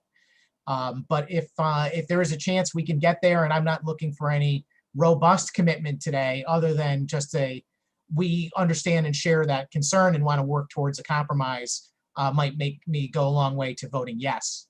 And before I finish off with that, I just want to make one other comment, which is one thing that I believe we have to absolutely do is Section 7 of the bill, which I hadn't really contemplated before today. It says that it allows any department head to issue any rule or suspend any regulatory requirement necessary to stop the spread of COVID. That's way too broad, in my opinion. I understand the importance of preventing the spread of COVID, but there is a significant amount of effort that we go through as a legislature to draft our laws and rules and regulations in a way that our constituents expect of us. To simply give the authority of a department head to ignore any rule or suspend any regulatory requirement, it strikes me as being way too bold. And in fact, I don't believe that was the intention of the bill. So let me just throw that out there and look for some feedback from you, Mr. Chairman. Thank you, Senator. Two comments. First, as to the first comment about the in-person meeting, I can't promise you what's going to be in the final version of the bill, but I can say I hear your comments. I appreciate them. I'll take them into consideration. I think one of the comments I remember most that you made over the past few days when we were talking about this bill, when you said, which really resonated with me, when you said there's a difference an individual feels when an elected official feels when they're in person and they get a response from a constituent, as opposed to when they're online. I think there is a difference between when I'm in person with a constituent and they say something positive or negative, as opposed to when I'm online. So I appreciate that comment, and I understand. I've taken that to heart and I've put a lot of thought to it. We'll continue to do so. Section 7, I have the same comments that you have. I have the section highlighted here in my bill. I do agree that in many respects it is overly broad and I think needs to be tightened up. So through you, Senator. Excellent. I appreciate those comments, Mr. Chairman. Thank you very, very much. And yeah, I can't stress enough how important I think it is. I mean, we've all seen, a video of, a town hall meeting where there's somebody at the podium screaming bloody murder at the town council or whatever. And while I understand that's probably an uncomfortable feeling for the folks on the panel, I think that's precisely the point. Is that when we serve in a representative form of government, and that the elected people are accountable to the citizens, they have to sometimes be in uncomfortable positions. And I would just hate to see us get away from that. I think that it's an important facet of how we do government in the United States and in our beloved state of Connecticut. And so based on your desire to work with us going forward, I'll make the same commitment to you, which is I will support the bill today, but I can't support it on the floor unless we maintain that in-person public meeting, at least for elected bodies. Thank you, Mr. Chairman. Understood. I thank you for that. And your comments are heard and appreciated. Representative Carpino, your hand raised. The floor is yours. Thank you, sir. As a former chair of Reg Review, I feel compelled to add my voice to the concerns of Section 7. For those who are not aware, the Reg Review process is detail-oriented, and it is actually a bipartisan committee here in the General Assembly. So each reg that comes before us is truly looked at in a nonpartisan way with no other intention other than to make sure that the will of the law that has been passed is carried out accurately in the regs before us. So I too will take you at your word, but that is far too broad an option for any department head to circumvent the reg review process. So I really just want to make sure that I also offer my assistance as you work through that portion of the bill so that it can be a good solid product when it hits the chambers. Thank you, sir. Thank you, Representative. As a member of Regs Review for a number of sessions, I must say it's one of the best committees in the building and under the radar. They do some of the most important work in the building. So thank you for that. Representative Francesca, your hand raised. The floor is yours. Thank you, Mr. Chairman. I appreciate Senator Flexer and you, Representative Fox, for trying to work with us on the language on this. I think it's really important. I really do want to support it because I believe the more participation we have from our constituents is better. But I am also equally passionate about in-person meetings, and I'm hoping that we can come to a solution on it. and I can vote for this, yes, if it comes to the floor for a vote, then I can vote for it. I do have concerns, as well as Senator Sampson said, about that section about giving the department heads broad authority to make changes. So I hopefully that we can work on that. I'm gonna vote no today, just to flag this, just so I can and hopefully, and I'm sure, and I take you at your word on it, but I'm just gonna flag it today with a no vote in hopes that we're gonna work through this, and then I'm gonna support it when it comes to the floor. But I appreciate the committee's effort on that. Thank you, Mr. Chairman. Thank you, Representative. Senator Flex, your hand is raised. The floor is yours. Thank you, Mr. Chair. And Mr. Chair, if it's okay with you and appropriate, I actually would like to ask a question of Representative Carpino. I appreciate what she just added to the conversation with regard to the Regulations Review Committee and their process. And I wondered if the good representative would just mind sharing with us how that committee has functioned over the course of the last year and how the existing executive orders have impacted Regulations Review, because I think that might be really helpful as we try to craft something moving forward, if it's in order, Mr. Chair. Representative Carpino, would you be able to answer the question, or willing to? Happy to do so as I can. It has worked well, Senator Flexer. I believe we were the first committee to actually institute Zoom meetings back in the spring so that we didn't miss a beat. We haven't had to address COVID issues at this point, but the reg review process is detailed and different than any other committee that I'm aware of in the building. And if you want to sit offline, I'm happy to go through the entire process, but we have not had to deal with COVID issues as of yet. But you have been, through you, Mr. Chair, you have been able to review regulations that have been coming through from agencies this entire time. Through you, sir, if I may, we have under the bipartisan leadership at the end of last term. Like I said, I don't want to misspeak, but I'm quite sure that we were the first one. We have not missed a beat. We continue to meet monthly, as is our charge, and there has been no delay, to my knowledge, for anything. Great, thank you. Thank you very much. Thank you, Mr. Chair. Thank you, Senator Flexer. Seeing no further questions or comments, will the clerk please call the roll? Senate Bill 1074, J have the floor. Flexer. Senator Flexer votes yes. Fox. Representative Fox votes yes. Haskell. Senator Haskell. Thomas. Representative Thomas votes yes. Sampson. Senator Sampson votes yes. Master Francesco. Representative Master Francesco votes no. Blumenthal. Representative Blumenthal. Carpino. Representative Carpino votes yes. Fishbein. Representative Fishbein. France. Representative France votes yes. Haddad. Representative Haddad votes yes. Labriola. Representative Labriola votes yes. McCarthy Vehi. Representative McCarthy Vehi. McCrory. Senator McCrory votes yes. Morinbello. Representative Morinbello votes yes. Pom. Representative Pom. Rosario. Representative Rosario votes yes. Santiago. Santiago votes yes. Slap.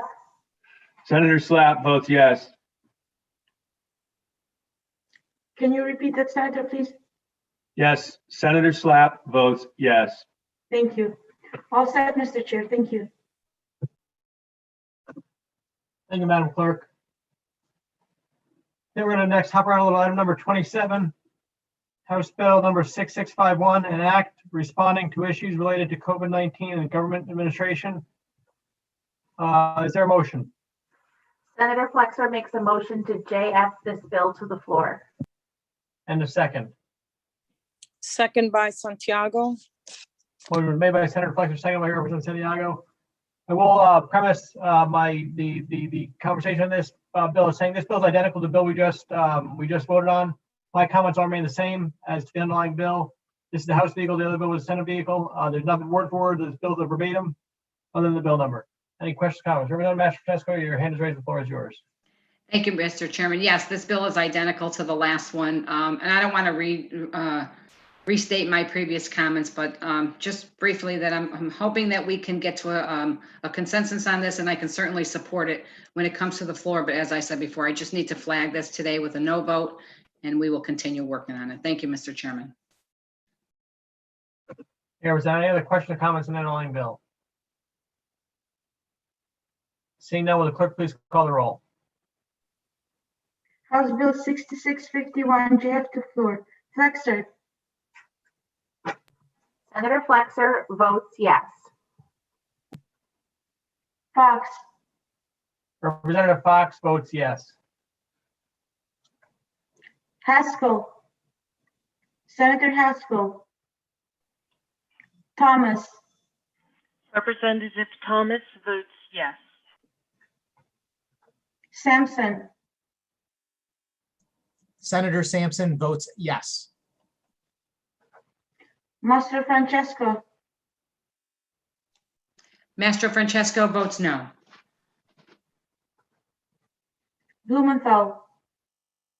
Representative Blumenthal. Carpino. Representative Carpino votes yes. Fishbein. Representative Fishbein. France. Representative France votes yes. Haddad. Representative Haddad votes yes. Labriola. Representative Labriola votes yes. McCarthy Vehi. Representative McCarthy Vehi. McCrory. Senator McCrory votes yes. Morinbello. Representative Morinbello votes yes. Palm. Representative Palm. Representative Palm votes yes. Thank you. Rosario. Representative Rosario votes yes. Santiago. Santiago votes yes. Slap. Senator Slap votes yes. All set, Mr. Chair. Thank you. Thank you, Madam Clerk. Moving on, item number 13, House Bill number 5654, an act concerning the updating of state forms, applications, and methods of identification to include a non-binary gender option. JFS 6312, looking for a motion to the floor. Rep. Thomas, so moved. Is there a second? Second. Motion was made by Representative Thomas, second by Senator Flexer. The LCO change provides the substitutes the underlying bill for an assessment and report back to committees for the bill and change the effective date. Well, I will tell the opponents of the underlying bill, I've been working on this subject matter for a number of years now. With this bill before committee, I think 2 years ago or 3 years ago. They had some momentum and opportunity and success in having a few of the agencies respond. We were hit by COVID-19, the pandemic, and the things I think went a little off the rails. But they were still trying to work with the committees and get a better idea of what agencies. It's just still trying to work with the agencies, get a better idea of what agencies are capable of doing what and to what extent, to what and the time frames within which they can do it. The underlying bill seeks the state agency to report back and assess its ability to update all print and electronic forms in the manner in which they can do so by January 1, 2022. Any comments or discussion? Representative Master Francesco, the floor is yours. Thank you, Mr. Chairman. So I guess this particular bill kind of goes back to the other two bills that we were talking about. We had a study or a recommendation to look at someone's gender and race based on for boards and appointments. The other one was a study for state agencies, again, looking at policies based on if there's any disparities in gender and race to make sure that people have equal opportunities. Again, basically on the same line. We have a lot of bills on our agenda today dealing with this issue. But this particular one is ironic because we're asking to take your gender off of the forms, right? So if we're doing a study to see if state agencies' policies to make sure that people have an equal opportunity based on gender, and we now are trying to put a policy in place, or a study, we'll say, to take your gender off of the forms, how do you address the first bill that just passed out of committee? So if they decide that yes, there are disparities, these policies need to be updated, and we need to do a better job of hiring someone based on gender. And if they go to fill out that application and their gender is not on it, it doesn't really make sense to me. How do you resolve that issue, Mr. Chairman? Any solutions to that? Thank you for the question. But I think the way I read this bill, line 7 to line 12, it's asking the state agencies to assess their ability to update the forms and determine whether or not they can indicate a sex or gender to include a non-binary sex. Just so we're asking them to provide us information as to their ability on their forms to provide an X option. So we're not asking them to include a third option, male, female, or X. So I think that we're seeking as to whether or not they can do it or not, because that's from my understanding of the way this process has evolved. Some agencies are able to do it based on their computer programming. Other agencies have a much more difficult time. It's much more expensive for them to update their forms.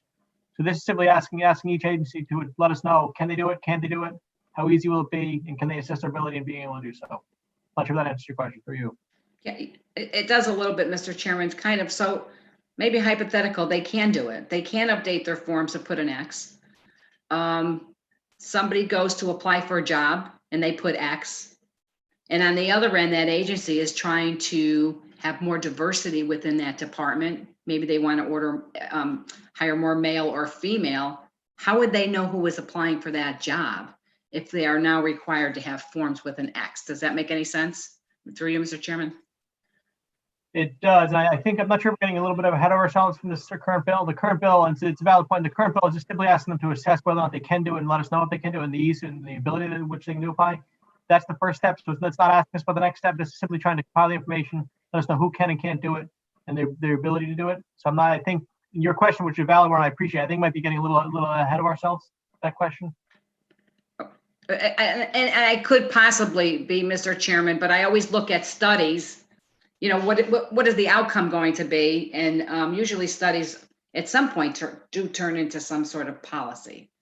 So I'm always looking ahead, right? If a study is done and we know we can kind of predict what the outcome is going to be and we know that we can have a solution for it, it's one thing. But when you have a study when we don't know what the solution can be, so concerns I have on that and just some questions. For example, you know, we have a lot of programs in this state that women could apply for grants. And if they had applied for that and there was an X on the form and they didn't put down what their gender was, how would they be able to participate in the program? So these are the type of things that I'm concerned about. So we do a lot of studies, and these particular studies, when it comes to gender, to me, gender or race, as I said before in my previous comments, I won't repeat them. I think we've heard enough of them. But I'm not going to support this bill today. I don't think it's necessary. I think also this bill would have to go to, if it did pass and the study came back that we needed to change them and that they could, it would certainly be very costly, and it would defeat the whole purpose of the other bills that we passed. It just doesn't make any sense. So for those reasons, Mr. Chairman, I'm going to be a no today, but I appreciate the effort. Thank you. Any representative for your comments? Senator Sampson, your hand is raised. The floor is yours. Thank you, Mr. Chairman. I understand this bill is a study. I would probably have a lot more to say about it if we were actually going to enact a mandate to make this happen. And I share some of the feelings of my co-ranking member just about what we're doing here and whether it makes sense. Obviously, we want to respect people that choose a different lifestyle. I mentioned earlier that I call myself a libertarian. I don't really care what people do. They can choose whatever path in life makes them happy. That's the whole point of the pursuit of happiness in the Declaration of Independence, as far as I'm concerned. So, but I do have some concerns about how we facilitate how our state government operates. And more importantly is, how do people who live in our state operate and react to the policy that we make? Just for example, I mean, so many questions. If someone chooses to identify as non-binary and they put an X, I think Representative Mastro-Francesco's question is valid. I mean, does that person still qualify for a women-owned business grant, for example? I don't know. What about, when it comes to, facilities in the public? If people put an X on their driver's license, I understand that we have made gender identity a protected class. But sometimes I think that does not mitigate the fact that people choose a gender. So, I mean, if you're a biological male that identifies as a female, we are, for all intents and purposes, treating you as a female. And that could create a problem for some facility that is a single sex facility or has a way of accommodating males or females. I don't know. I just see it as a lot of questions that are created when you start to go down this road.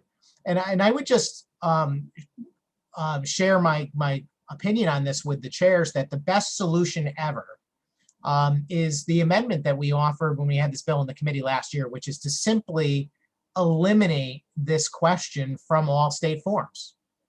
If we truly want to prevent discrimination between males and females, or people who are not gender or non-binary, or choose an X for their own purpose, the best way to do it is to just not ask the question at all. To me, that makes much more sense. It alleviates the problem, and it makes sure that all people are treated fairly by our state government. But it goes back to my comments earlier about ignoring people's outward characteristics and measuring them by merit. But I'll just leave it with that, Mr. Chairman. I'm going to vote no, just because I don't think this is the best way to resolve this issue. It's not out of a lack of concern or respect for people that do not fall into the male and female category. It is simply because I don't believe doing a study in this does anything other than determine whether or not someone can change a form, but it does not compute what happens next, whether people can change their forms afterwards, and how that impacts all of their other decisions, or how they are treated by our state government once they've made that decision on one form or another. Thank you, Mr. Chairman. Thank you, Senator. Representative Thomas, your hand is raised. The floor is yours. Thank you, Mr. Chair. I'm just chiming in because I don't disagree with the ranking members. I do think there are so many complexities with the way things are organized in government. I thought that was a very good example of the women-owned business program and what happens, how would it play out.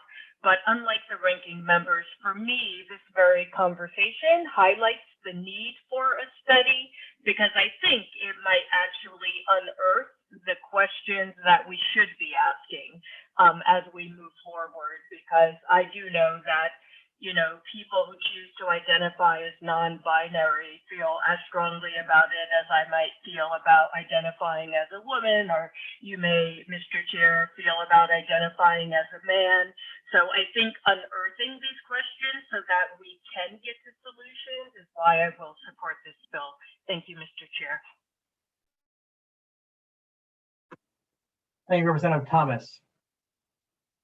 Seeing no further question or comments, will the clerk please call the roll?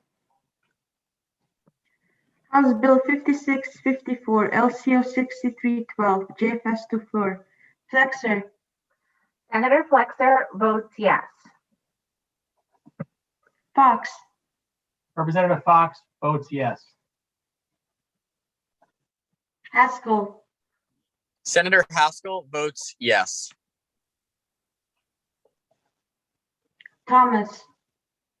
Representative Thomas votes yes. Sampson. Senator Sampson votes no. Master Francesco. Representative Master Francesco votes no. Blumenthal. Representative Blumenthal votes yes. Carpino.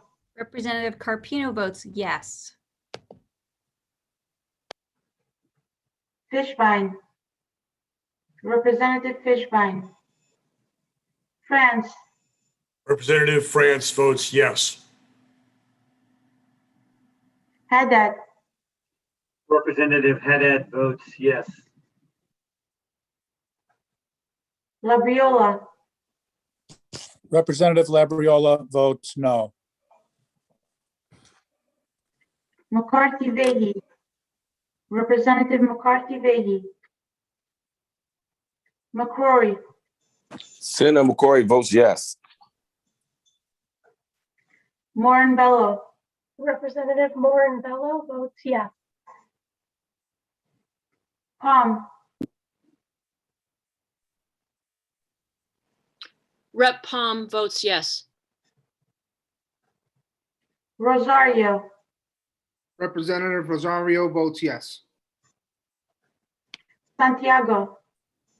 Santiago votes yes. Slap. Senator Slapp votes yes. All set, Mr. Chair. Thank you. Thank you, Madam Clerk. Moving on, we'll go to item number 15, House Bill number 5879. An act exempting certain contact information from disclosure under the Freedom of Information Act. Motion of JFS LCO 6156. Is there a motion? Senator Flexer makes a motion to JFS this bill to the floor. Second by Santiago. Motion made by Senator Fletcher, second by Representative Santiago. The LCO, just to educate the committee, was somewhat of a deletion. They deleted some information, lines 10 through 12, and some language at end of line 9. Any discussions or comments? Representative Mashpee, your hand raised. The floor is yours. Thank you, Mr. Chairman. Can you, if you don't mind, I'm sorry, I couldn't hear you. Can you repeat what the S language says, the JFS language does? Thank you, Mr. Chairman. It deletes the original bill, the original bill had 12 lines. It deletes lines 10 through 12. Just clarified, makes it a little easier to read and understand, I think. Okay, okay, thank you. So, so a couple of concerns I have about this, and maybe a couple of questions. So if I'm understanding this bill correctly, it would shield, they're trying to say that you cannot get email addresses from a database that I assume a candidate could have used, and somebody cannot request that database through Freedom of Information. Is that, did I understand that correctly, Mr. Chairman? I think a few things need to be clarified. It's not a candidate. It's a representative, an elected official representative, a member of the General Assembly. Yes. The General Assembly staff, so it's not a candidate. And if to further clarify, if this addresses lists that if let's say Representative Palm received the number of emails, or Miles, let's say I received a number of emails from constituents, and I put together from those emails a list that included their residential address, their mailing address, their email address, or telephone number. That list itself cannot be disclosed under FOI, but the individual email could be disclosed. So if you send me an email, and with that email, I took your email address off and your address, telephone number off, and made a list of my own, that list cannot be disclosed, but if I was FY, that the individual email that you send me would be disclosable. So they can still get the information. Just takes another step, I suppose. We're just trying to, we found that there are companies and whatnot that are using this information for profit in many respects. So we're just trying to protect these addresses. And oftentimes when my constituents contact me, I don't think they then assume that this information, this list I compile, is going to be available to Joe public for sale and use. So we're just trying to protect the actual list that's compiled. Thank you, Ms. Chair. Yes, and I agree. I didn't mean to say candidate. I meant to say legislator. So, but my legislator email address is subject to freedom of information anyway. So if somebody had sent me an email and their information was on there, that would be subject to freedom of information because it is now public knowledge. Is that right, Mr. Chairman? Correct? That's right. The actual email is still subject to a correct, yes. They are, so it doesn't shield them. So it is my understanding that that is public information and it should be subject to FOIA when it comes to someone's email address. If it's out there, it's we're legislators, that email address is subject to freedom of information. But I did have a question, and I don't know if you can clarify with me. I did take the concerns of the Freedom of Information Commission in there, and they said there was a pending case. They certainly couldn't take a position on it, but there's no outcome of that case. Are you familiar with that case at all, Mr. Chairman, that would give some clarification on this? I am not. I know the FY Commission testified that I believe they were unable to really speak to the details of the case because it's ongoing. So I'm not familiar with the underlying matter. No. Okay. Yeah, I'm to be honest, they didn't mention. I'm not sure what that case is. But if there is some obviously litigation pending, I think it's certainly on these particular topics always best to wait for the outcome on them before making policy on it. So I'm going to be a no on this today for that reason, and perhaps something would change down the road. Thank you, Mr. Chairman. Thank you, Representative. Senator Sampson, your hand is raised. The floor is yours. Thank you, Mr. Chairman. I just want to apologize to you personally. I'm going to vote against this bill also. I don't think it's workable is I guess the first thing I would say is, as was mentioned by Representative Master Francesco, I believe that if someone does contact a legislator by email, it is a public record and subject to FOIA. So someone would be able to compile a list of people that have contacted an individual legislator in that way if they wanted to. And I just think in the interest of transparent and open government, the fact that you're communicating with your constituents should be a matter of public knowledge. I've had my email e-blast list, that many of us have in the legislature. I've had that FOIA'd by others every campaign year, I think, that I've been in office, and my political opponents have used it to great effect to besmirch my good name. And even still, I may not agree with their comments, but I do agree with their ability to have the same right to communicate the same folks I am communicating with, as much as I may not like it all the time. So thank you, Mr. Chairman. I apologize. I understand the intention of the bill, but I can't support it today. Thanks. No need to apologize, Senator. Thank you for your comments. Any further questions or comments on the underlying bill? Seeing none, will the clerk please call the roll? House Bill 5879, LCO 6156, JFS to floor. Flexer. Senator Flexer votes yes. Fox. Representative Fox votes yes. Haskell. Senator Haskell. Thomas. Representative Thomas votes yes. Sampson. Senator Sampson votes no. Master Francesco. Representative Master Francesco votes no. Blumenthal. Representative Blumenthal votes yes. Carpino. Representative Carpino votes no. Fishbein. Representative Fishbein. France, Representative France votes no. Haddad, Representative Haddad votes yes. Labriola, Representative Labriola votes no. McCarthy Vegi, Representative McCarthy Vegi, McCrory,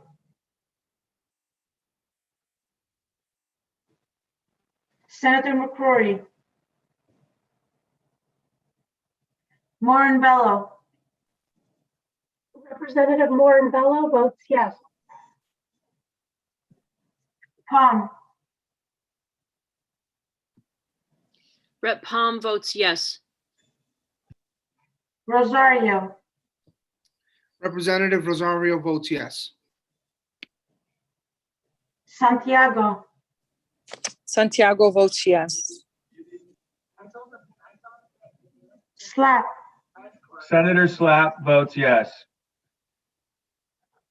all set, Mr. Chair. Thank you. Thank you, Madam Clerk. Moving on and realizing we probably should have done this bill earlier after the DAS bill, we'll go to item number 23, House Bill number 6577. That concerning the State Property Reviews Board, JFS 6273. Is there a motion? Senator Flexer makes a motion to JFS this bill to the floor. And a second. Second by Moore Bello. Motion made by Senator Flexer, second by Representative Moore Bello. The JFS language.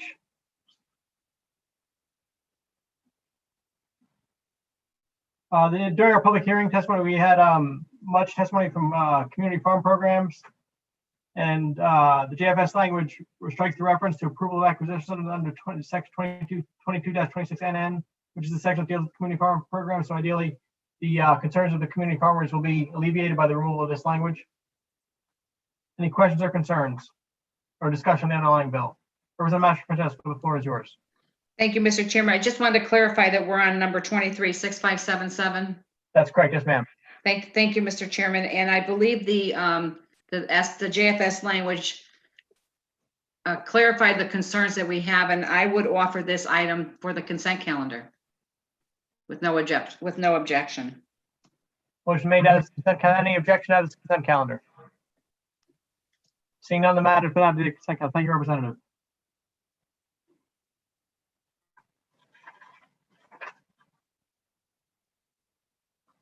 Moving on. We'll go to item number 22, House Bill number 6576. That concerning the non-disclosure residential address of certain employers under the Freedom of Information Act. Straight chair to the floor is our motion. Senator Flexer makes a motion to JF this bill to the floor. And a second. Second. Motion made JF to the floor by Senator Flexer, second by Representative Thomas. Is there any discussion? Representative Master-Francesco, the floor is yours. Your hand is raised. Thank you, Mr. Chairman. I believe this is the bill we heard from Attorney General on this particular bill. It was for removing, keeping their employees exempt from FOIA, freedom of information. I certainly understand their concerns, but I think we need as much transparency as we can in our government. And I think we don't want to take advantage of the list of people who are exempt from FOIA. We don't want that to grow bigger and bigger. And before we know it, our whole government is exempt from FOIA. So for those reasons, Mr. Chairman, those are my biggest concerns on that particular bill. I'm going to vote no on this today, and I certainly would urge my colleagues to do the same. Because I think we need much more transparency than none. Thank you, Mr. Chairman.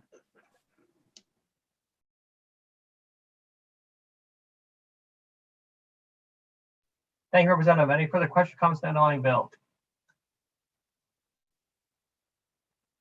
Seeing none, will the clerk please call the roll? House Bill 6576, JF to floor. Flexer, Senator Flexer votes yes. Fox, Representative Fox votes yes. Haskell. Senator Haskell. Thomas. Rep. Thomas votes yes. Sampson. Senator Sampson votes no. Master Francesco. Representative Master Francesco votes no. Blumenthal. Representative Blumenthal votes yes. Carpino. Representative Carpino votes yes. Fishbein. Representative Fishbein. France. Representative France votes yes.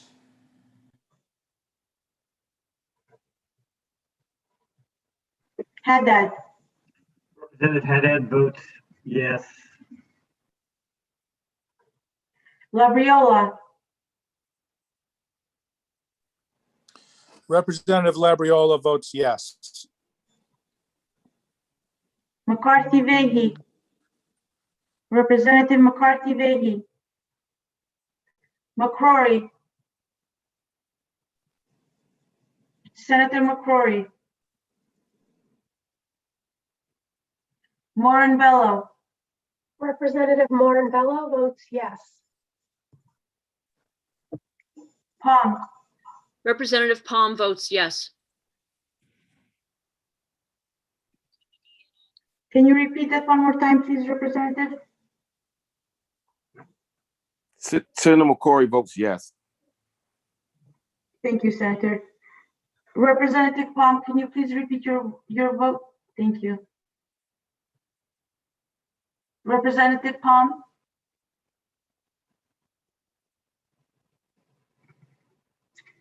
Rosario.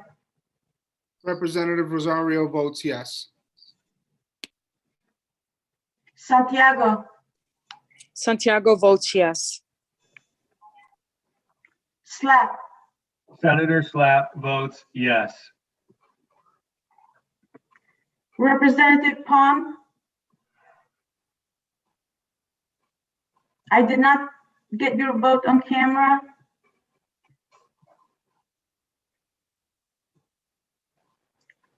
All set, Mr. Chair.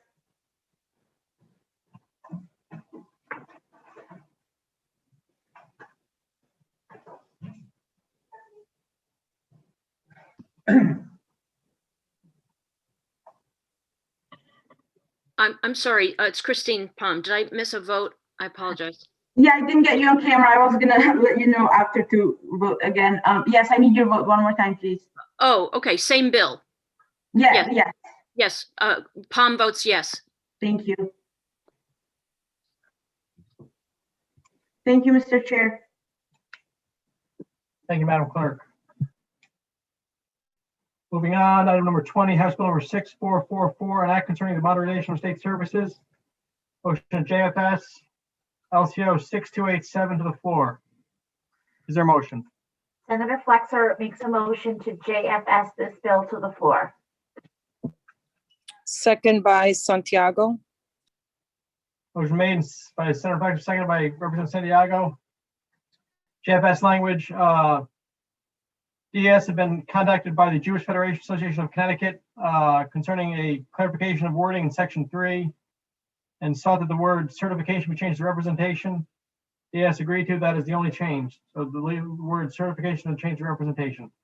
Any comments or discussion? Representative Master Francesco, the floor is yours. Thank you, Mr. Chairman. A question on section 8 of that particular bill. Does that have anything to do with the JFS language that you just read? It says here the definition of small businesses, then is the reference to small businesses. Can you read that S language again for me, Mr. Chairman? Yes. Of course. Yes language addressed, give me one second. Yes language addressed section 3 of the bill, not section 8. Section 3 change the word from certification to representation. So it's the S language does not address section 8 of the bill. Okay. Does not. Okay, thank you. I didn't think I heard you correctly. Thank you. So my concern is with section 8. It changes the definition of small business from a business that has a gross revenue of equal or less than 20 million to a business that is certified as a small business with the U.S. Small Business Administration administration or any Connecticut nonprofit. So I guess my question is, why does a business have to be certified as a small business with the U.S. Small Business Administration? I guess that I need clarification on that, Mr. Chairman. There was, I think, if I recall from the public hearing, we got the same question of the commissioner at that point in time. And if I recall, and Senator Flexer may have a better recollection, that I believe he indicated just for more uniform purposes. I think just it's to make a uniform standard across the board, I believe. Is that correct, Senator Flexer, if you recall? Yeah, through you, Mr. Chair, I believe that is a more uniform standard. And I know that in this committee, my recollection is that for at least 5 years, DAS has been trying to work with us on this issue. I think this designation, the goal is to actually capture more companies that have this SBA designation. That's my recollection of this issue. Okay, thank you. Representative Mastrosca, the floor is yours. Thank you, Mr. Chairman. Okay, thank you, Senator Flexer. And that was my concern, is that it limits it. If there's many businesses out there that are small businesses, but they're not registered under that. And that is my underlying concern on this bill. So are we trying to just use a certified small business that is registered with them? And that is my assumption. What would happen to the other businesses? They're a small business, but they're not certified as a small business. Would they be excluded, I guess, through you, Mr. Chairman? Thank you, Representative. Senator Flexer. Thank you. Through you, Mr. Chair, I'm trying to look it up right now. This is the thing I referenced the other day where it's hard to be on the Zoom and read the documents at the same time on the computer. But I'm pretty sure this isn't necessarily something that you have to apply for. I think it's the federal law says this is what a small business is. The SBA creates this definition. And so it's not so much that someone would have to apply to be certified. It's that the threshold for being a small business would be consistent both in state government and in federal government. Understand. Thank you, Senator Flexer. Representative Mastrosca, perhaps it's alleviate your concerns. We can look into the word maybe the word certified in line 507 might further clarify that the use of that word might be helpful as Bill moves forward, perhaps, and get a better understanding what it is to mean certified. If there's a better word we can use or better understanding of the process itself. Yeah. Thank you, Mr. Chairman. Yeah, I just concerned is that, I guess the definition of a small business, it's telling me that they need to be certified as a small business with the U.S. Small Business Administration. And that is my issue, I guess. There's many businesses out there that they are not certified and registered with them. So that is my underlying concern on the bill. So hopefully that we can get clarification on that going forward. I'll vote no today, but hopefully that's something that we can possibly work on. Thank you, Mr. Chairman. And thank you, Senator Flexer, for answering my questions. Thank you, Representative. Senator Flexer, your hand is raised. Do you still have a comment? Yeah, thank you, Mr. Chair. Mr. Chair, I don't want to put anyone on the spot, but if OLR or LCO would like to chime in to maybe make this clearer than I am, please feel free to do so. Or if you can point us exactly to the SBA reference. I am trying to find that online so that I can share it with the good ranking member, but I'm struggling to do that with the Zoom and the notification that, the battery on my computer is going to die. So I just thought I'd offer that in case it might help with the conversation here. Thank you, Senator. OLR, else you have any comments or insight?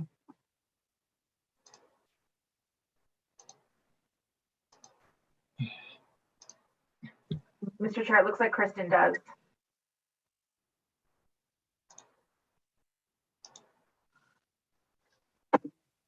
Chris, tell who OLR. Mr. Chairman? Yes. It's in lines 507 to 508 of the substitute language. Thank you. Thank you, Terry. I think we're also looking to see if there's any better clarification as to the use of the word certified or what the definition of why is the phrase, U.S. Small Business Administration used? Do you recall if there's a reason why that language is used or what it means? I think that the SBA does certify small businesses. And so looking at DAS's testimony, it says, SBA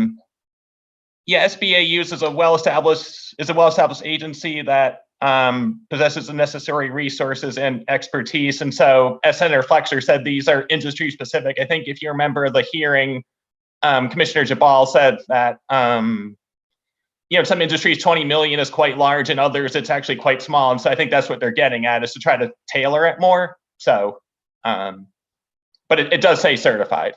And I don't know. Their testimony doesn't speak to that. Thank you, Mr. Adams. Representative France, your hand's raised. The floor is yours. Thank you, Mr. Chair. And I have similar concerns to the ranking member. And as I look on the SBA website, the only reason to be certified under small business as opposed to being defined under the federal law is if you were going to access SBA programs at the federal level. So I will be voting no against this because I don't believe that should be a precursor to access state level programs to be certified by the federal agency. If we were going to use the definition of a small business that is provided by SBA to be consistent, then I would agree with this. But to force the certification by the SBA, and as I stated, the only reason that I can find on the SBA website is to access SBA contracting programs, is a hurdle that I think is too high for our Connecticut small businesses. And I would recommend revision of this to just merely be the definition of a small business under the SBA vice certification. Thank you, Mr. Chair. Thank you, Representative. I appreciate the comments of both you and Representative Francesco. And here's that we have some clarifying work to do on the underlying bill as the process moves forward. Any further questions or comments? If not, will the clerk please call the roll? House Bill 6444, LCO 6287, JFS to floor. Flexer. Senator Flexer votes yes. Fox. Representative Fox votes yes. Haskell. Senator Haskell.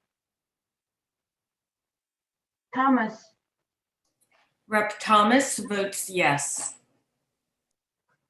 Sampson. Senator Sampson votes no. Master Francesco. Master Francesco votes no. Blumenthal. Representative Blumenthal votes yes. Carpino. Representative Carpino votes no. Fishbein. Representative Fishbein. France. Representative France votes no. Haddad. Representative Haddad. One more time, Representative, please. Representative Haddad votes yes. Thank you. Labriola. Representative Labriola votes no. McCarthy Vahey. Representative McCarthy Vahey. McCrory. Senator McCrory votes yes. Morinbello. Representative Morinbello votes yes. Palm. Representative Palm votes yes. Rosario. Representative Rosario votes yes. Santiago. Santiago votes yes. Slack. Senator Slapp votes yes. All set, Mr. Chair. Thank you. Thank you, Madam Clerk. Moving on, item number 28, House Bill 6652, an act designating various days, weeks, and months. JFS LCO 6251, is there a motion? Senator Flexler makes a motion to JFS this bill to the floor. And a second. Rep. Thomas seconds. Motion made by Senator Flexler, seconded by Representative Thomas. The JFS language of the bill adds in lines 30 to 34. Recall an individual testified seeking a inclusion of a Peace Corps month for the month of March. So that language is now included lines 30 to 34, 30 to 34. Is there any comments or discussion? Representative Mastrosevsky, your hand is raised. Thank you, Mr. Chairman. Mr. Chairman, I would offer that we move this item to the consent calendar with no objection. The objection, move this item to the consent calendar. Seeing none, thank you, Representative, for the motion. Matter to place on the consent calendar. Next, we're right to item number 29, House Bill 6664, an act concerning quasi-public agency transparency. Straight JF motion to the floor. Is there a motion? Senator Flexler makes a motion to JF this bill to the floor. And a second. Second by Representative Morin-Bello. Motion made by Senator Flexler, seconded by Representative Morin-Bello. This bill, if I can quickly, there are a number of bills before our committee this year addressing quasi-public agencies and the roles that they are to play. This bill is kind of a configuration of a number of ideas and concepts from all members of our caucuses.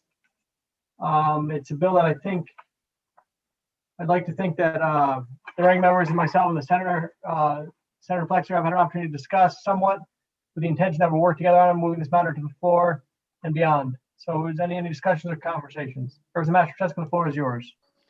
Thank you, Mr. Chairman. Yes, I appreciate the committee's work on this, trying to work a lot with about the quasi-public agency. So, Mr. Chairman, I would offer that we, with no objection, that we move this item to the consent calendar.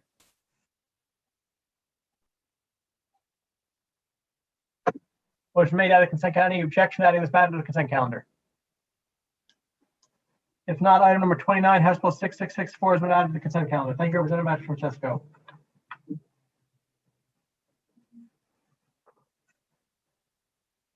Now, why don't we move up to item number 17, House Bill 6194, an act concerning the competitive bidding and oversight of quasi-public agency contracts. Motion JF to the floor. Is there a motion? Senator Flexler makes a motion to JF this bill to the floor. And a second.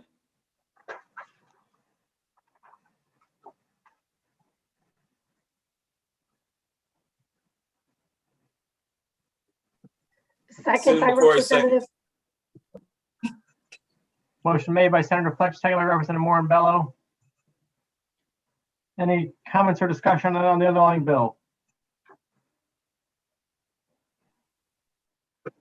Representative Mastrosevsky, the floor is yours. Thank you, Mr. Chairman, and I just want to thank the committee members, the chairman, Senator Flexler, and Representative Fox for working with us on this bill. Again, another good bill about quasi-public agencies, and I would offer that we move this item with no objection, Mr. Chairman, to the consent calendar. Is there an objection moving this matter to the consent calendar? Seeing none, the matter we place on the consent calendar. Thank you, Representative, for your efforts thus far in this underlying bill.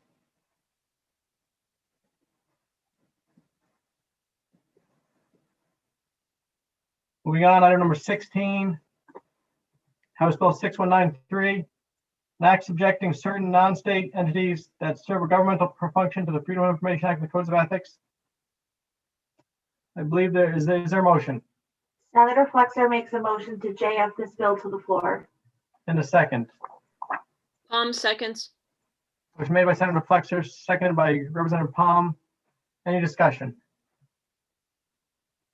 Representative Mastrosevsky, the floor is yours. Thank you, Mr. Chairman. Mr. Chairman, the clerk is in possession of an amendment that I hope the chairs would accept this as a friendly amendment. If you give us a minute, we'll make sure the members have the amendment before we proceed. Madam Clerk, will you please circulate the amendment if you haven't already done so?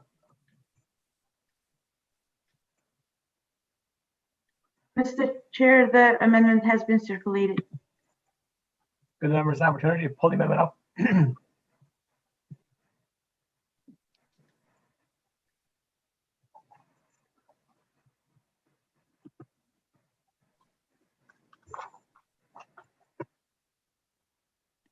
It's been circulated. I believe the members have been given an opportunity to at least receive the amendment, potentially review it. Representative Mastrosevsky, the floor is yours. Thank you, Mr. Chairman. During the public hearing on this particular bill, there were concerns from FOIA and ethics that they wanted quasi-public agencies to outline what their functions were going to be. So the amendment really defines what the government function is. And it basically says as a public official on its board or as part of its corporate governance is authorized to expand public funds or receives public funds. So that really what defines the government function. Governmental function is exactly what they were looking for. And I guess you can look at the Dalio partnership as an example. And basically what will happen with this is that it's created by statute, given taxpayer dollars, had legislative leaders on its boards, but they are subject to freedom of information and ethics board. So, Mr. Chairman, I would move that we approve this. Second. Motion been made by Representative Mastrosevsky, seconded by Representative Carpino. If I may, briefly ask Representative Mastrosevsky a question on the underlying amendment. Sure. Representative Mastrosevsky, I believe the language you referred to, is that including lines 49 to 55 of the proposed amendment?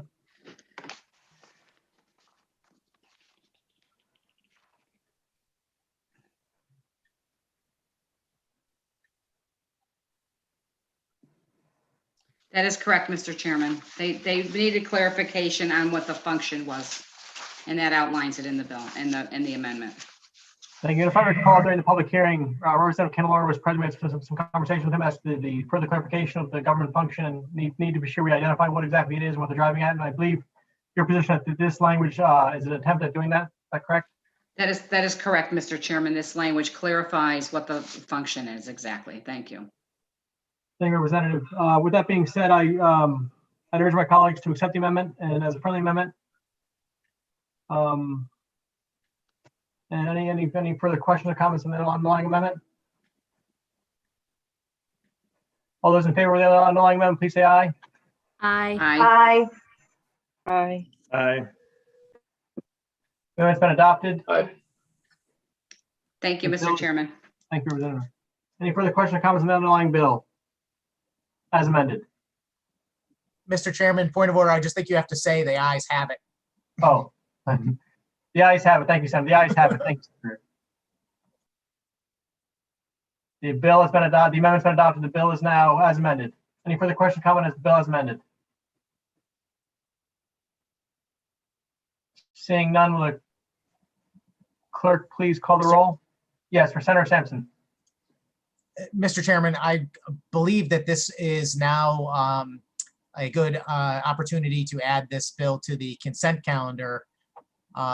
Since it's been amended, I think that any of objections that existed on our side are taken care of. Thank you, Mr. Chairman. Thank you, Senator. I was waiting just for that exactly. Thank you for that.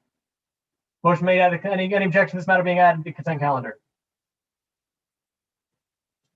Seeing none, the item will be added to the consent calendar. Thank you, Representative Mastrosevsky, for your efforts on this bill.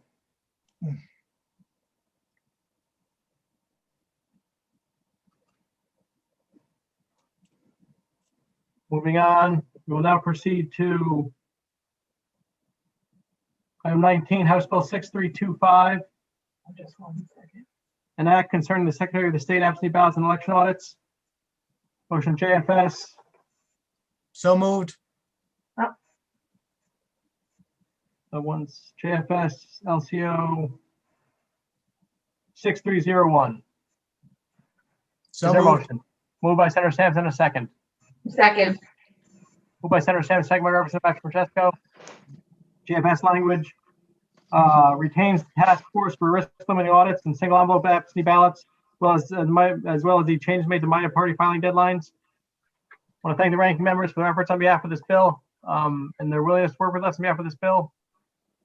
And any questions, Senator Sampson? Your hand is raised. The floor is yours. Thank you very much, Mr. Chairman. And I am certainly appreciative of the chair's giving some deference to bills that have come from both House and Senate Republicans. I know that there were several Republican bills on this agenda that we have already moved. And I appreciate that very much. A couple bills having to do with quasi public agencies and some other items. The only thing I would say is that this particular bill, House Bill 6325, is the number one priority of myself and my co-ranking member. And members of the committee will note that all of the, well, maybe not all of them, I thought all of our committee members were on this bill. But this is our attempt at drawing attention to the integrity of the election process. Mr. Chairman, I don't want to take any action or tone that might be considered disrespectful, but I do want to say that I'm extremely disappointed in the substitute language. This bill originally had, I think, 9 sections, and those sections to me were very, very important. I know we discussed some of those sections that you and your co-chair might not necessarily agree with, but some of the items that we thought might still make it through this process and end up in the substitute language were removed.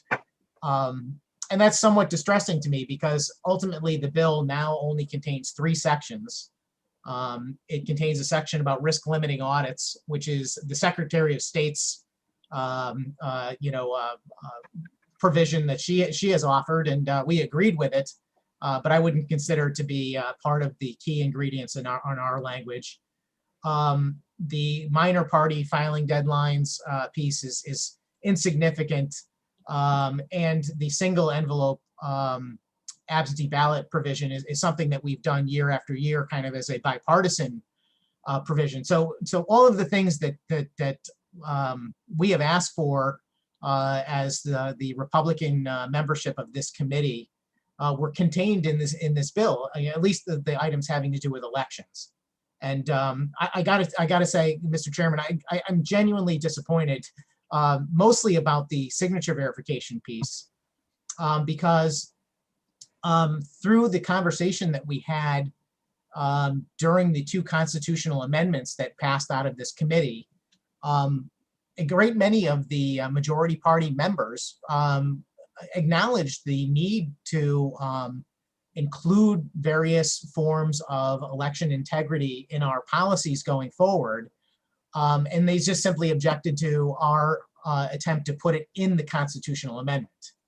And Mr. Chairman, this bill was the opportunity for the committee to vote in favor of at least beginning a pilot program for signature verification, which I think is absolutely required and incumbent upon this committee if we are ever going to have an expansion of absentee voting in the state, which we've already passed out of committee favorably a constitutional amendment to do so.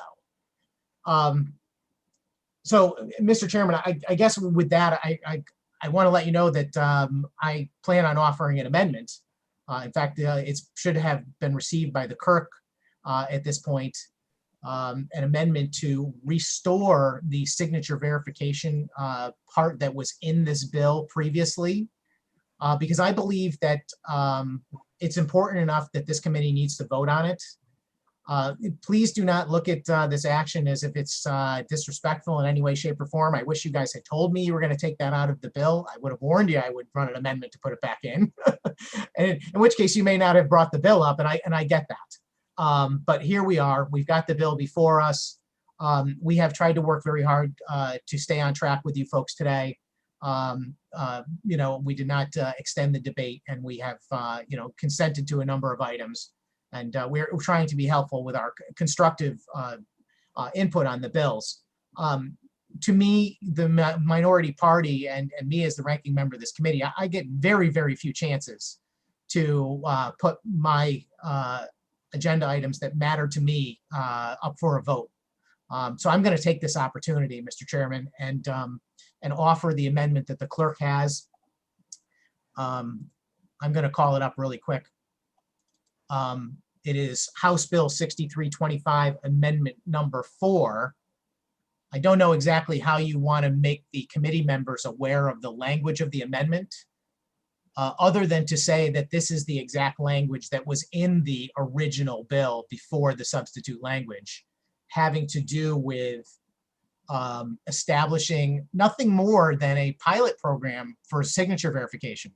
It is not some broad-based massive policy change. It is simply, hey, if we're going to do no excuse absentee ballots, we need to start this process of establishing a signature verification program, and this is just a pilot to do so. So with that, Mr. Chairman, I move adoption of the amendment, and I would ask for a roll call vote. Thank you. Thank you, Senator. Madam Clerk, is the amendment circulated?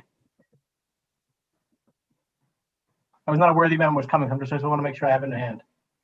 I just sent it out, Mr. Chair. Please give us a moment as we get the amendment handy.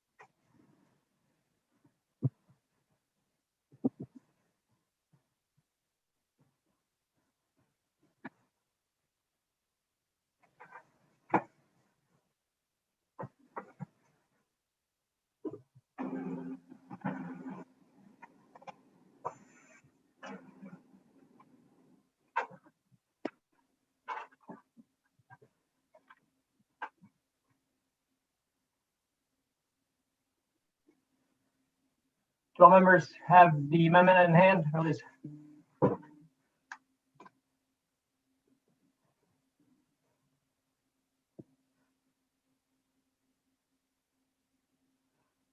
the Senator, just give us a moment to read the underlying amendment, please.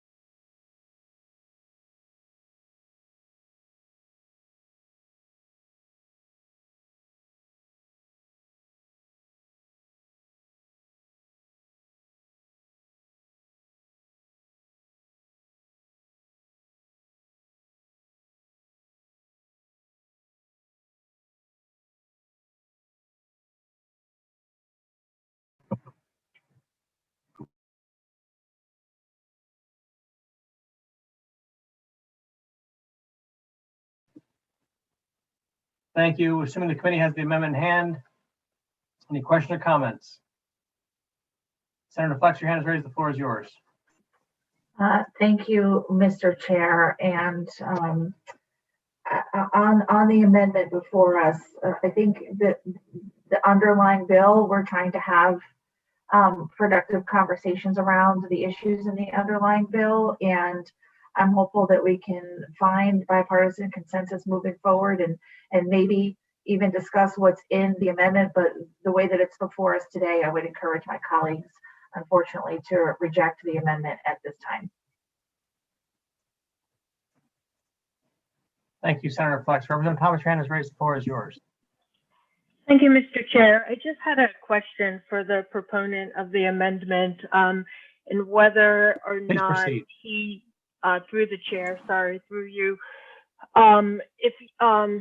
if any fiscal note was thought to be associated with the amendment. I know during the public hearing, one of the issues that came up was the extra time or cost it would take for the registrars, and some of the electronic equipment was very expensive. So I'm just curious if you had any thought through you.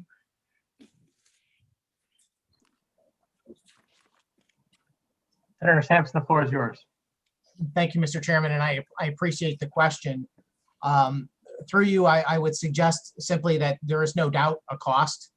I don't think it would be significant since this is just a pilot program.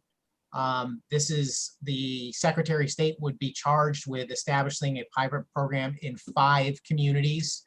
And they are basically divvied up by population to kind of experiment, what the experience and program would look like in a very small community, all the way up to a major city. And I have no doubt that it would cost something. I don't know whether the Secretary of State could do this within her existing resources. I suspect it's possible because this is not a full-blown program, but certainly if you're using government resources, it's going to cost something. I would simply suggest that the Secretary of State, mailed out absentee ballots to every man, woman, and child in the state in the last election without regard to the cost. This is just a protection that I think is necessary if we're going to have that type of expansion. Thank you, Mr. Chairman. Thank you, Senator. Representative Thomas, anything further? Representative Santiago, your hand raised. The floor is yours. Representative Santiago. Thank you, Mr. Chairman. I just want to point out that the absentee ballots through the chair, the absentee ballots that were sent out by the Secretary of State last year were paid from federal funds, $5 million that came in through the CARES Act. But my statement is that most of the towns are already working on their budgets. And I was on the city council for 8 years in Meriden, and the elections were paid. That money came from the city budget. There wasn't much money that came from the state or federal in order to have local elections in the city of Meriden. So if we see this as a cost and there's no fiscal note on it, I don't know how much it's going to cost the towns. So, and at this point, because the towns and the cities are already working on their budgets, and a lot of them are already getting ready to make a decision by either May 1st or June 1st.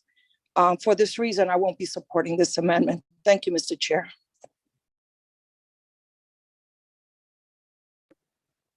Thank you, Representative Santiago. Senator Sampson, your hand is raised. The floor is yours. Thank you, Mr. Chairman, and I appreciate you giving me the opportunity to speak once more. Forgive me, but almost every bill that's on this agenda creates a cost. Mr. Chairman, we have numerous studies in our state agencies about racial diversity. We have bills that cover the whole gamut of changing forms for, gender. I mean, if you look at every bill, there is probably a cost associated with everyone. This particular bill has the most modest of costs. As I said, I believe fully and without any stretch of the imagination that it can be done within the budget of the Secretary of State. It is 5 towns. It is a test pilot. And I have served in this legislative body since 2010, and I have never voted for a tax hike or an expansion of cost on pretty much anything. However, there are times I do believe that the role of government is so important to be involved in a process and ensuring the integrity of our elections, not to rehash the entire conversation we had during the constitutional amendments.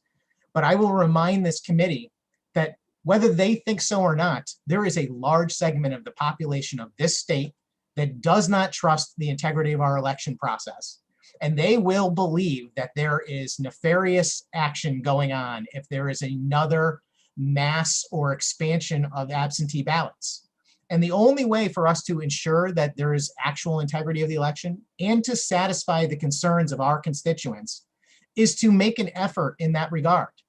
And I want to remind all of the members who spoke up during the constitutional amendment debate that we had and told me that they were happy to support notions of signature verification and so forth, just not as part of the Constitution, that this is their chance to say, yes, I meant what I said. And we do respect the minority's position that while we're going to expand voting, we do need to ensure that we are protecting the sanctity of every person's vote, which is all I'm ever concerned with here. Mr. Chairman, this bill has nothing to do with limiting voting, suppressing voting. It is nothing more than suggesting that if we are going to do a massive expansion in the future of absentee voting, that we owe it to our constituents to make sure that that election process is accurate. Thank you, Mr. Chairman. Thank you, Senator. I will align my comments with Senator Flexer. I ask my colleagues to not support the amendment. Roll call has been asked for. No further questions, comments. Will the clerk please call the roll on the underlying amendment? Flexer. Senator Flexer votes no. Fox. Representative Fox votes no. Haskell. Senator Haskell votes no. Thomas. Rep. Thomas votes no. Sampson. Senator Sampson votes yes. Master Francesco. Master Francesco votes yes. Blumenthal. Representative Blumenthal votes no.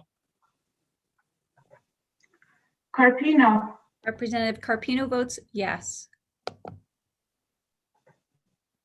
Fishbein. Representative Fishbein. France. Representative France votes yes. Haddad. Representative Haddad votes no. Labriola. Representative Labriola votes yes. McCarthy Vahey. Representative McCarthy Vahey. McCrory. Senator McCrory votes yes. I'm sorry, Senator McCrory votes no. My bad. Morin-Bello. Representative Morin-Bello votes no. Palm. Rep. Palm votes no. Rosario. Representative Rosario votes no. Santiago. Representative Santiago votes no. Slap. Senator Slapp votes no. Senator, can you repeat that one more time, please? Sure. Senator Slapp votes no. Thank you. Thank you. The clerk please announce the tally.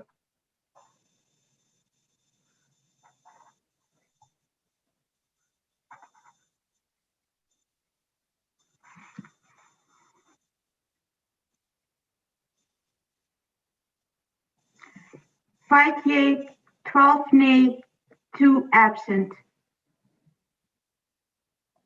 Amendment fails. Any further question or comments on the underlying bill? Senator Sampson, your hand is raised. The floor is yours. Mr. Chairman, I believe I still have the floor, actually, so it's not for the second time. I just want to continue my conversation about the underlying bill. I had actually drafted a number of amendments to restore each of the items that were removed from the underlying bill, but I have no intention of running those amendments. I don't foresee that the outcome would be different than the previous one. But I do want to just state for the record that I am unbelievably disappointed that we could not accommodate that one simple request for a pilot program for signature verification, being that it is essentially the only ask from the minority party on this committee.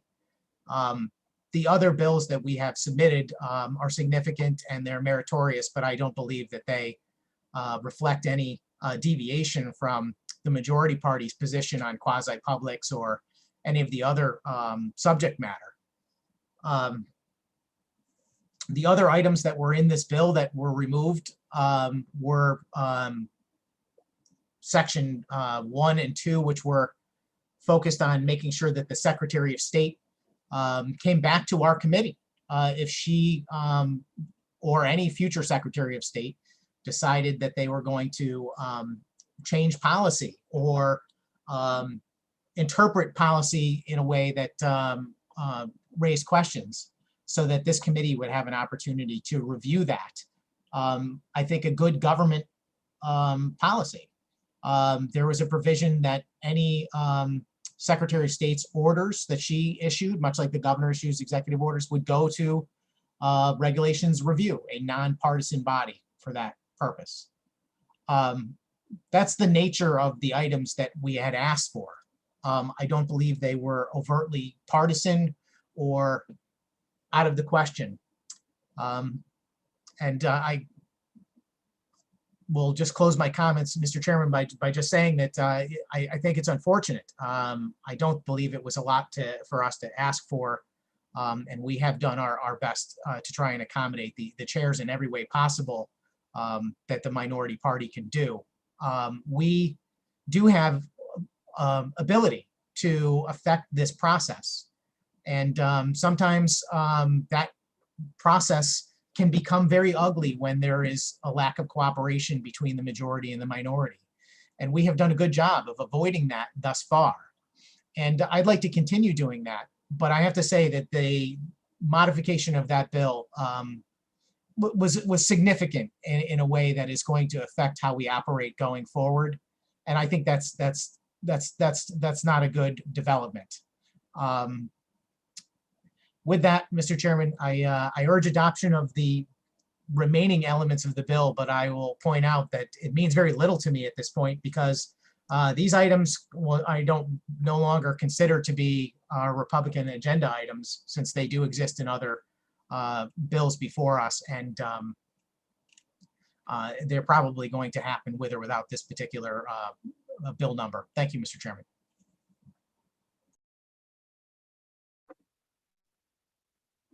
Thank you, Senator. Seeing no further questions, comments from the clerk, please call the roll.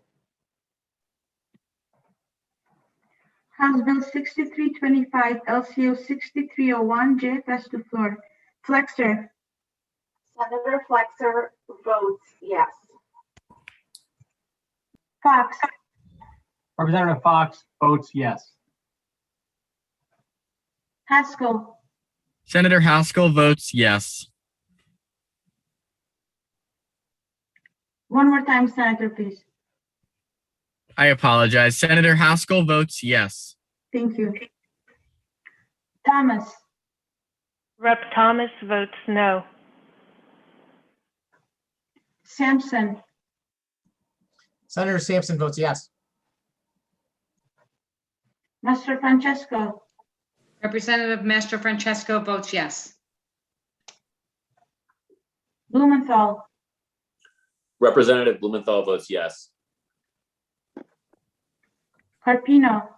Representative Carpino votes yes. Fishbein. Representative Fishbein votes yes. France. Representative France votes yes. Haddad. Representative Haddad votes yes. Labriola. Representative Labriola votes yes. McCarthy Vegi. Representative McCarthy Vegi. McCrory. Senator McCoy votes yes. Moore and Bello, Representative Moore Bello votes yes. Palm, Representative Palm votes yes. Rosario, Rosario passes. Santiago, Madam Clerk, I just want to clear that we are voting on the bill, correct? yes. Okay, Representative Santiago votes yes. Thank you. Slap, Senator Slap votes yes. all set, Mr. Chair. Thank you. Representative Madam Clerk. Rosario votes yes. Thank you, Representative.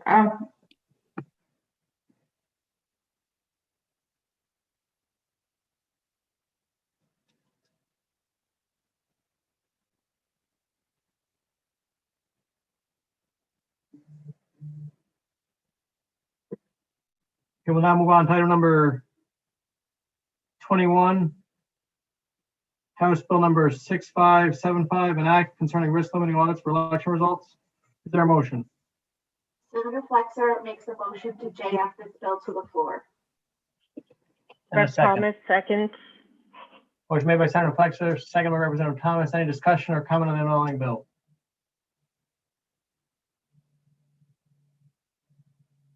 Representative Mastrosky, your hands raised. The floor is yours. Thank you, Mr. Chairman. Although this bill reflects the last bill that we just voted on, I would offer, and I believe risk limiting audits are good. I would offer that we move this item to the consent calendar with no objection. Is there an objection moving this matter to the consent calendar? Seeing none, the matter will be placed on the consent calendar.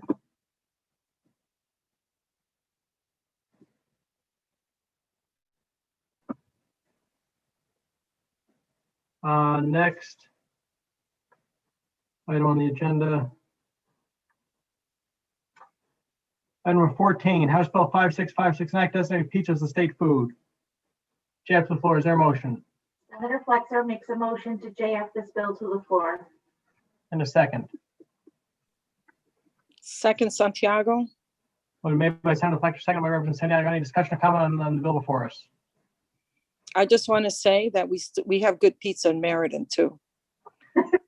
Not just New Thank you. Haven. Thank you, Representative Santiago. Representative Thomas, your hand is raised. The floor is yours. Representative Thomas.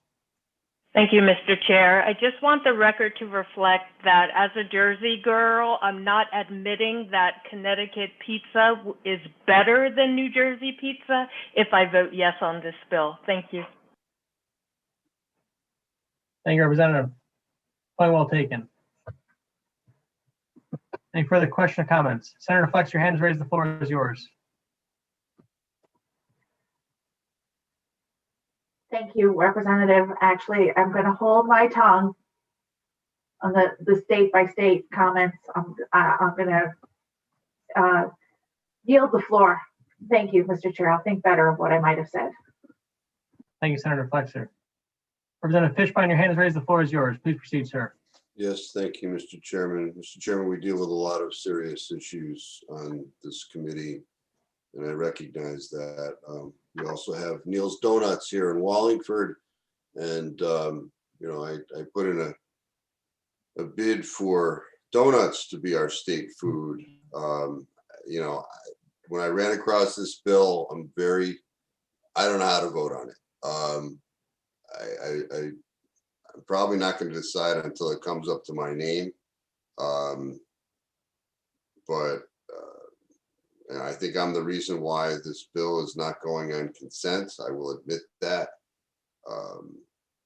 But I'm truly in a quandary here today on this bill. So a lot of good food here in our good state. And I don't know that we necessarily have a benefit from the possible passage of this. So those are my comments, and I guess when my vote comes, it'll be the mystery for all of us until we get to that point. So thank you, Mr. Chairman. Thank you, Representative. I look forward to that moment. Senator Flex, your hand raised. The floor is yours. Thank you, Mr. Chair. Mr. Chair, I'm not sure if I'm the most persuasive person to potentially speak to Representative Fishbein, but I would offer to him that I don't believe we have a state dessert or a state breakfast food that donut might qualify for in the future. So perhaps pizza isn't necessarily excluding a designation for those donuts in the future. Thank you for that. Thank you, Senator. Thank you, Representative Fishbein. Any further questions or comments? Seeing none, will the clerk please call the roll?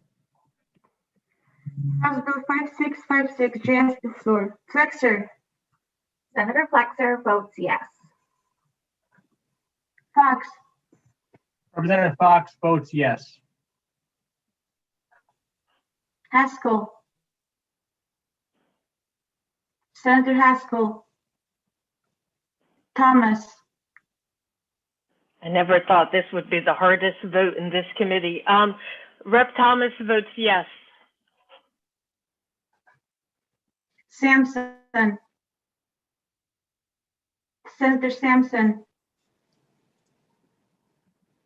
Senator Sampson votes yes. Mastro Francesco. Representative Mastro Francesco votes yes. Blumenthal. Representative Blumenthal votes yes. Carpino. Representative Carpino votes yes.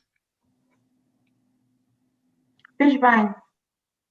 This is not as a matter of peer pressure, but Representative Fishbein votes yes. France. Representative France votes yes. Haddad.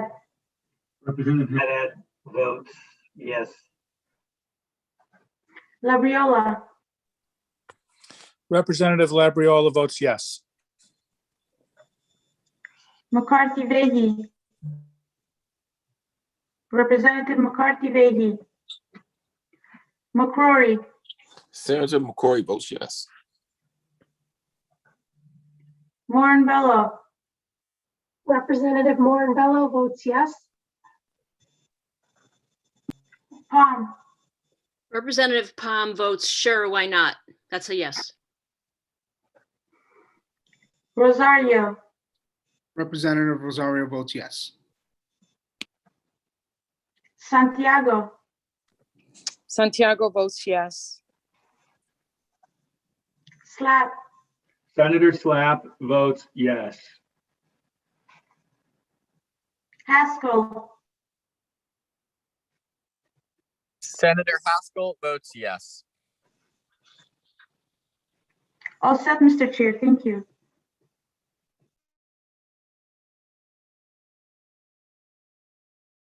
Thank you, Madam Clerk. I'm glad to say that on our Nino's Pizza, Belton Pizza, and the Colony Grill, looks as though this bill is on its way to passage. So thank you very much. Before we go further, there's one matter, I spoke with the ranking member a few moments ago. There's one matter that we need to address. Item number 16 on the agenda is House Bill 6193, an act subjecting certain non-state entities that serve a governmental function, the Freedom of Information Act and Codes of Ethics. It's going to been asked to come off the consent calendar. Do we need a motion to do that, LCO, or? It probably would be clear to do it as a motion to take it off because it was a motion to put it on. So moved. Mr. Chair, I'll second that motion. Motion made by Senator Flexer, second by Representative Haddad to remove 6193 from the consent calendar. Now the matter's been removed from the consent calendar. I believe we have to go back and vote on the actual bill. Madam Clerk, will you please call the roll on House Bill 6193? And if I'm doing anything incorrect, LCO, please advise. Madam Clerk, please call the roll on House Bill 6193. House Bill 6193 as amended. Flexer. Senator Flexer votes yes. Fox. Representative Fox votes yes. Haskell. Senator Haskell votes yes.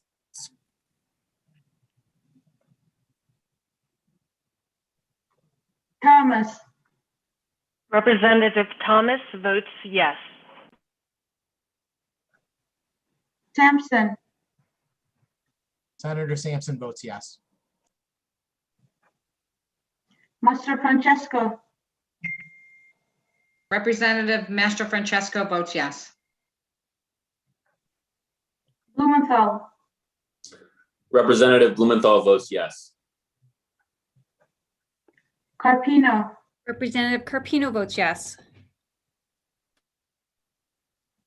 I apologize, Representative. One more time, please. Representative Carpino votes yes. Can you see me, madam? Yes, thank you. Sure. Fishbein, Representative Fishbein votes yes.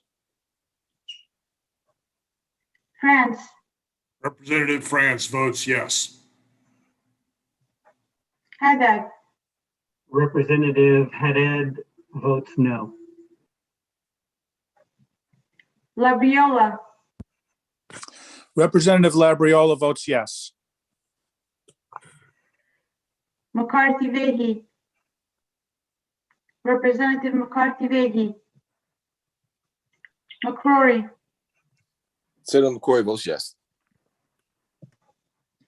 Morin Bello, Representative Morin Bello votes yes. Palm, Representative Palm votes yes. Rosario, Rosario votes yes. one more time, Representative, please. Representative Rosario votes yes. Thank you. Santiago, Santiago votes yes. Slap, Senator Slap votes yes. all set, Mr. Chair. Thank you. Thank you, Madam Clerk. Now proceed to vote on the consent calendar. Madam Clerk, do you want to announce what items on the consent calendar? Do you want me to do it? Whichever is fine. I have an order if you'd like. Why don't you go ahead? You speak much slower than I do. Why don't you go ahead and do it? Thank you. Consent calendar includes items 7, 8, 17, 21, 23, 28, 29.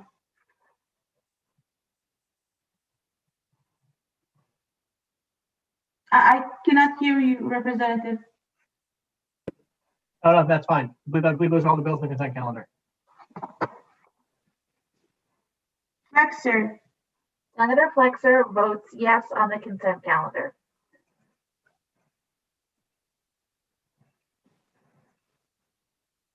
Fox, Representative Fox votes yes on the consent calendar.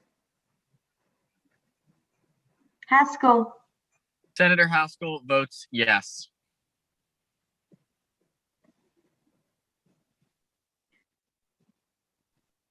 one more time, Senator, please. I apologize, Madam Clerk. Senator Haskell votes yes on the consent calendar. Thank you, Senator. Thomas, Rep. Thomas votes yes. Sampson, Senator Sampson votes yes. Master Francesco, Representative Mastro Francesco votes yes. Blumenthal, Representative Blumenthal votes yes. Carpino, Representative Carpino votes yes. Fishbein, Representative Fishbein votes yes. one more time, Representative, please. Sir, Representative Fishbein votes yes. Thank you. France, Representative France votes yes on the consent calendar. Haddad, Representative Haddad votes yes. Labriola, Representative Labriola votes yes. McCarthy Vehi, Representative McCarthy Vehi, McCrory, Senator McCory votes yes. Moore and Bello, Representative Moore Bello votes yes. Palm, Palm votes yes. Rosario, Representative Rosario votes yes. Santiago, Santiago votes yes on the consent calendar. Slap, Senator Slapp votes yes. McCarthy Vehy,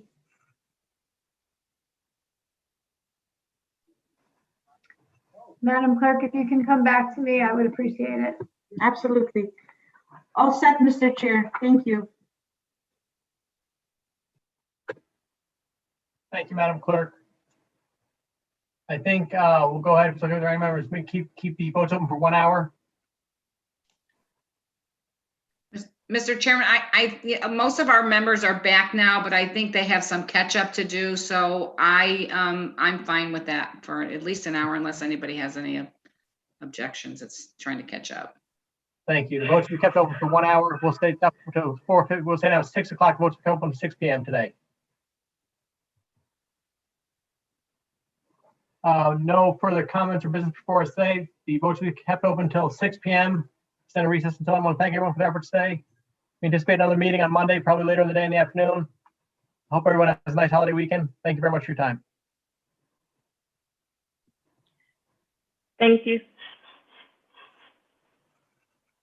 Thank you. Have a good weekend. Madam Clerk, may I record a vote I missed, please? Yes, Representative. Give me a second to find it. Do you know the number? Yes, 1074. Okay. Thank you. I didn't mean to rush you. No, it's okay. Go ahead. Yeah, I'd like to vote in the affirmative, please. And I believe that's the only one I missed. Let me confirm.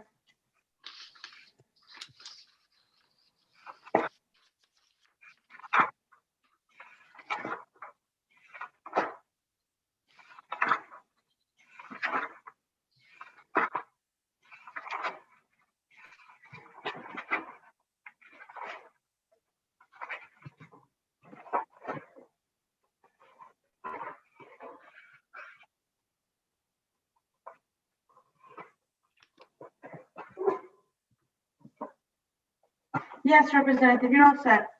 Thank you, madam.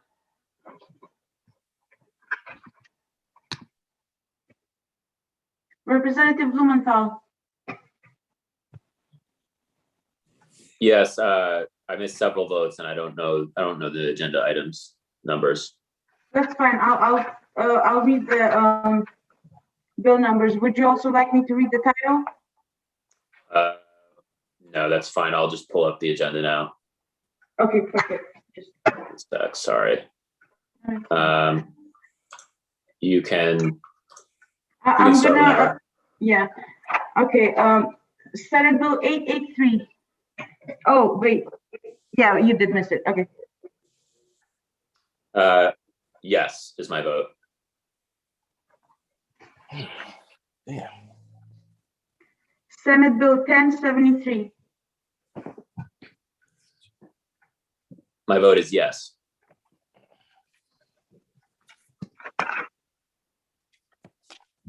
Senate Bill 1074. My vote is yes.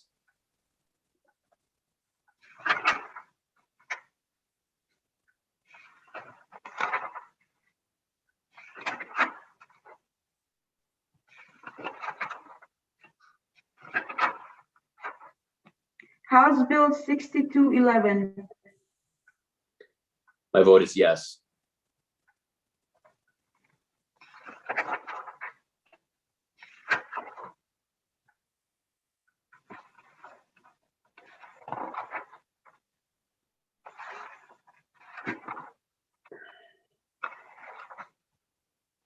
House Bill 6651. My vote is yes.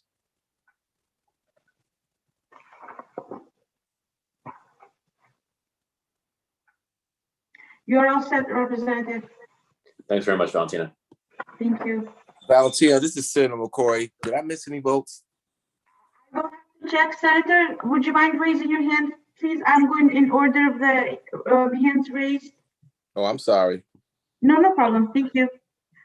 Senator Haskell? Hey, Valentine, or hey, Madam Clerk, I apologize. I'm not sure which I missed. That's okay. I'm gonna check now. Senate Bill 1073. Senator Haskell votes yes. Senate Bill 1074. I'd like to vote yes. I need your camera, Senator, one more time, please. No problem. I'd like to vote yes.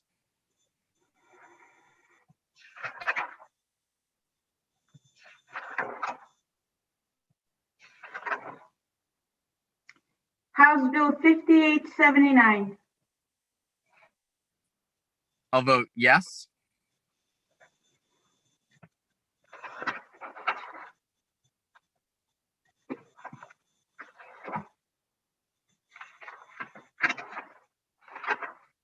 House Bill 6211. I'll vote yes.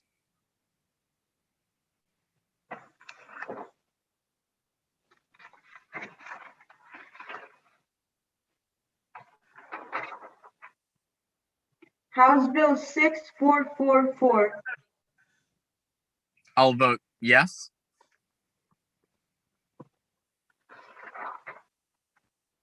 House Bill 6576. I will vote yes.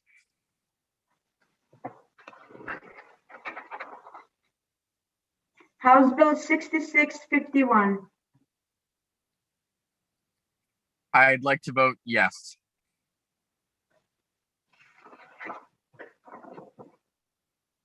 You are all set, Senator. Thank you so much. Have a great night. Thank you, you too. Representative Labriola.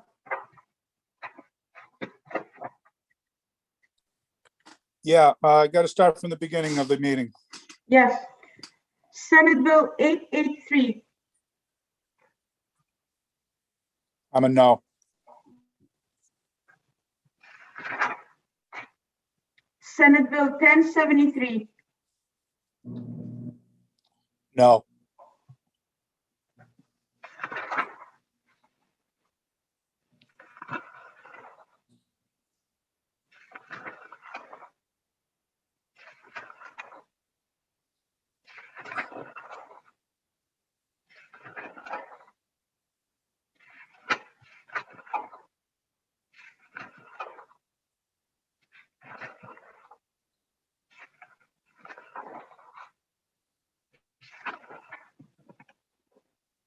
You are all set, Representative.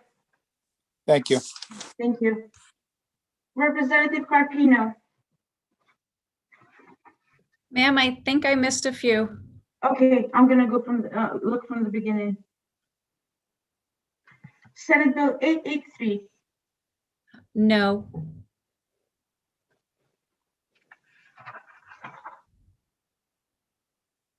Senate Bill 1073.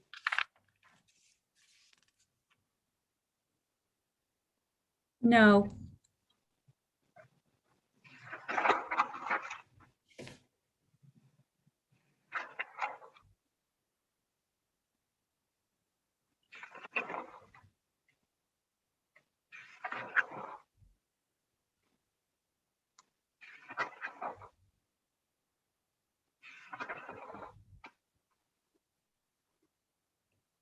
House Bill 6211.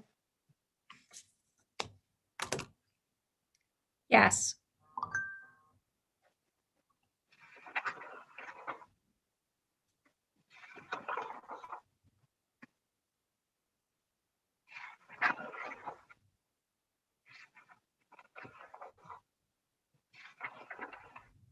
You're all set, Representative. Thank you, ma'am. Thank you. Senator Slack. Yes. I'm gonna look through them. I believe you were here for most. I think I may have missed a few just at the beginning.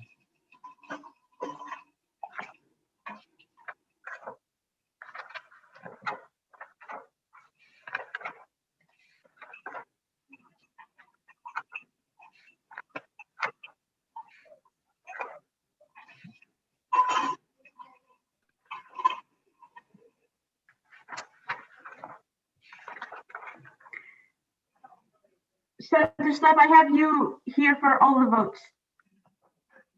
Well, there you go. Okay. Thank you. Thank you. Have a good weekend. You too. Take care, Thank you, everyone. Senator. Senator McCrory, Okay. I'm going to look through them. SB 883, Senator McCory votes yes.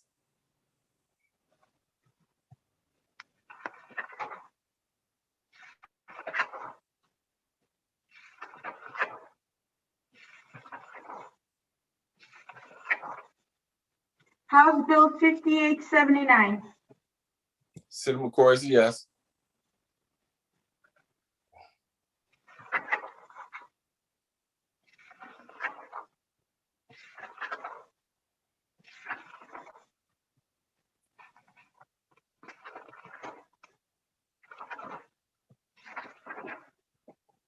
you're all set, Senator.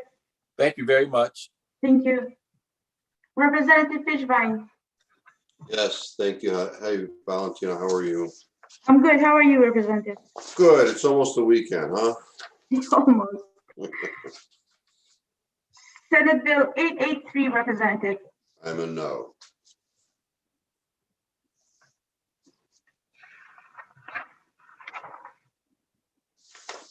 Senate Bill 1073, I'm a no.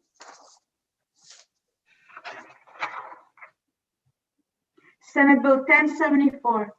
Did that get amended? It did not. Okay, then I'm a no.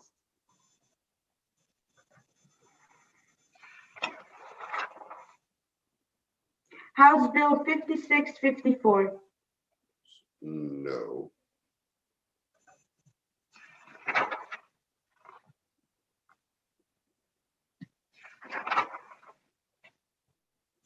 House Bill 5879. Is a no. Yeah, that's a no.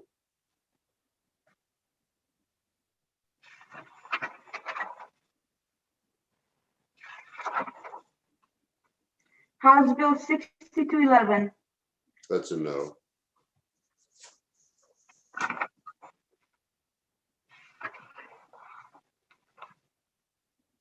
House Bill 6444. That's a no. Why don't you give me a bill I can vote for? That's a no.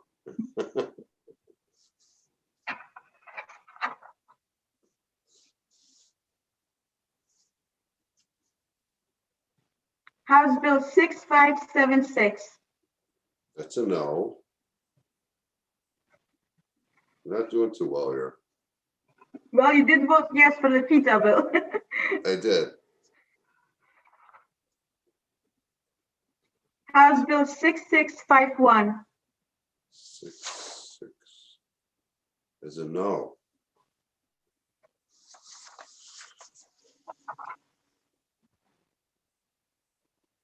You're all set, Representative.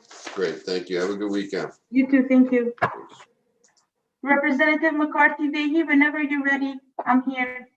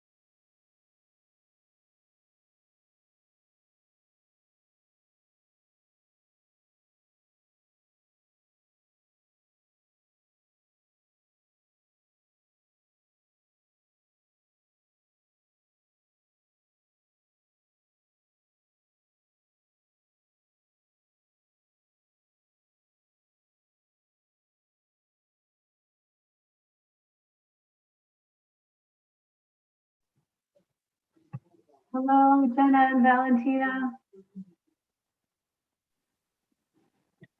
Hi, Representative. Are you ready? I'm ready to vote. Thank you so much. No problem. Senate Bill 883. Representative McCarthy Vahey votes yes.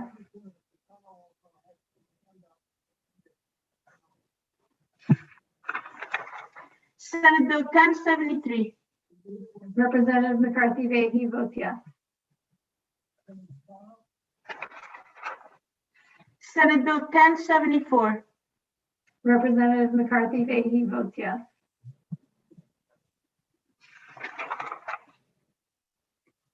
House Bill 5654. Representative McCarthy Vahey votes yes. House Bill 5656. Representative McCarthy Vahey votes yes.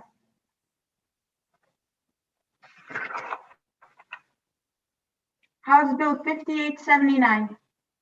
Representative McCarthy Vahey votes yes.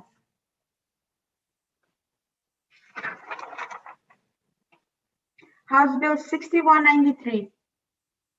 Representative McCarthy Vahey votes yes.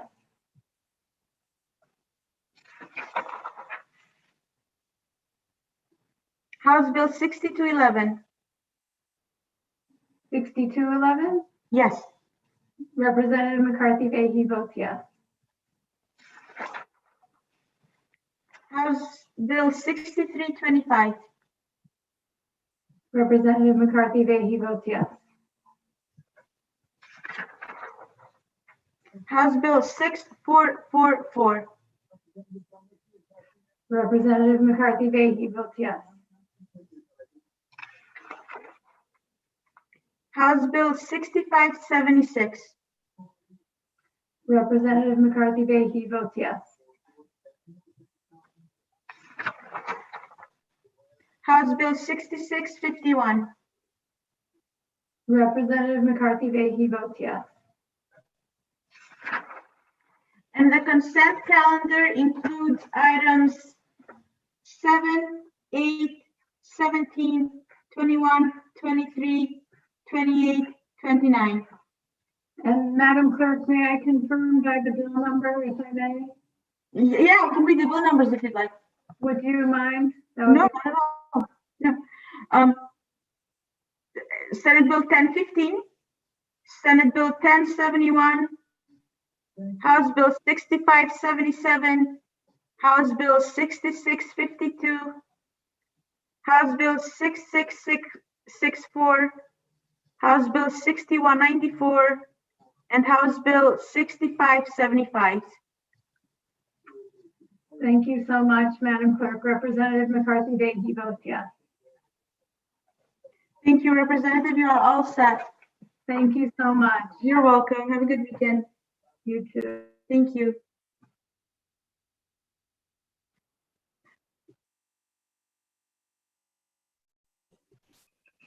Hi, Madam Clerk.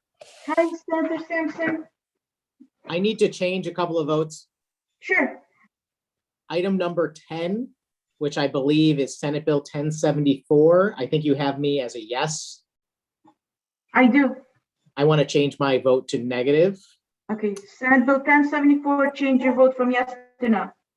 Yes, ma'am. Do you need me to say that? No, it's okay. I just needed to confirm. And what else, Senator? The other bill is the exact same bill. We just did a House bill and a Senate bill, and that is item number 27, which I believe is 6651. Is that the right bill number?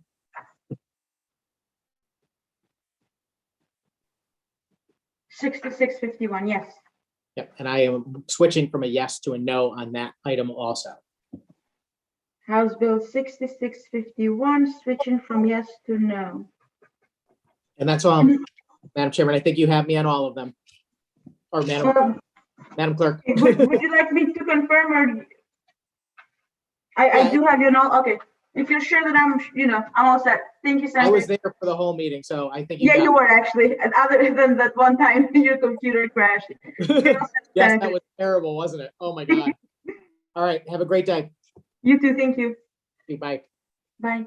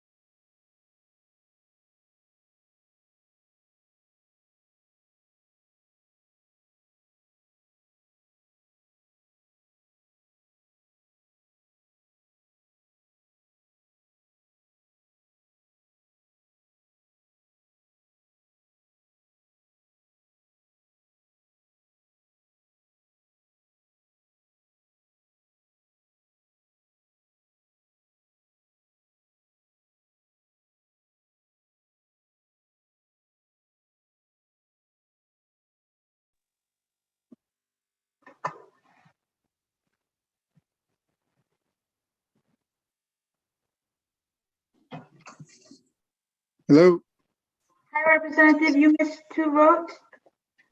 Senate how are Bill- you? I'm good, how are you? Good, thank you. So you missed the vote on Senate Bill 883. I'd like to vote in the affirmative. And Senate Bill 1073. I would like to vote in the affirmative as well. And you are all set. Thank you. Have a good night. You too, thank you. Bye-bye.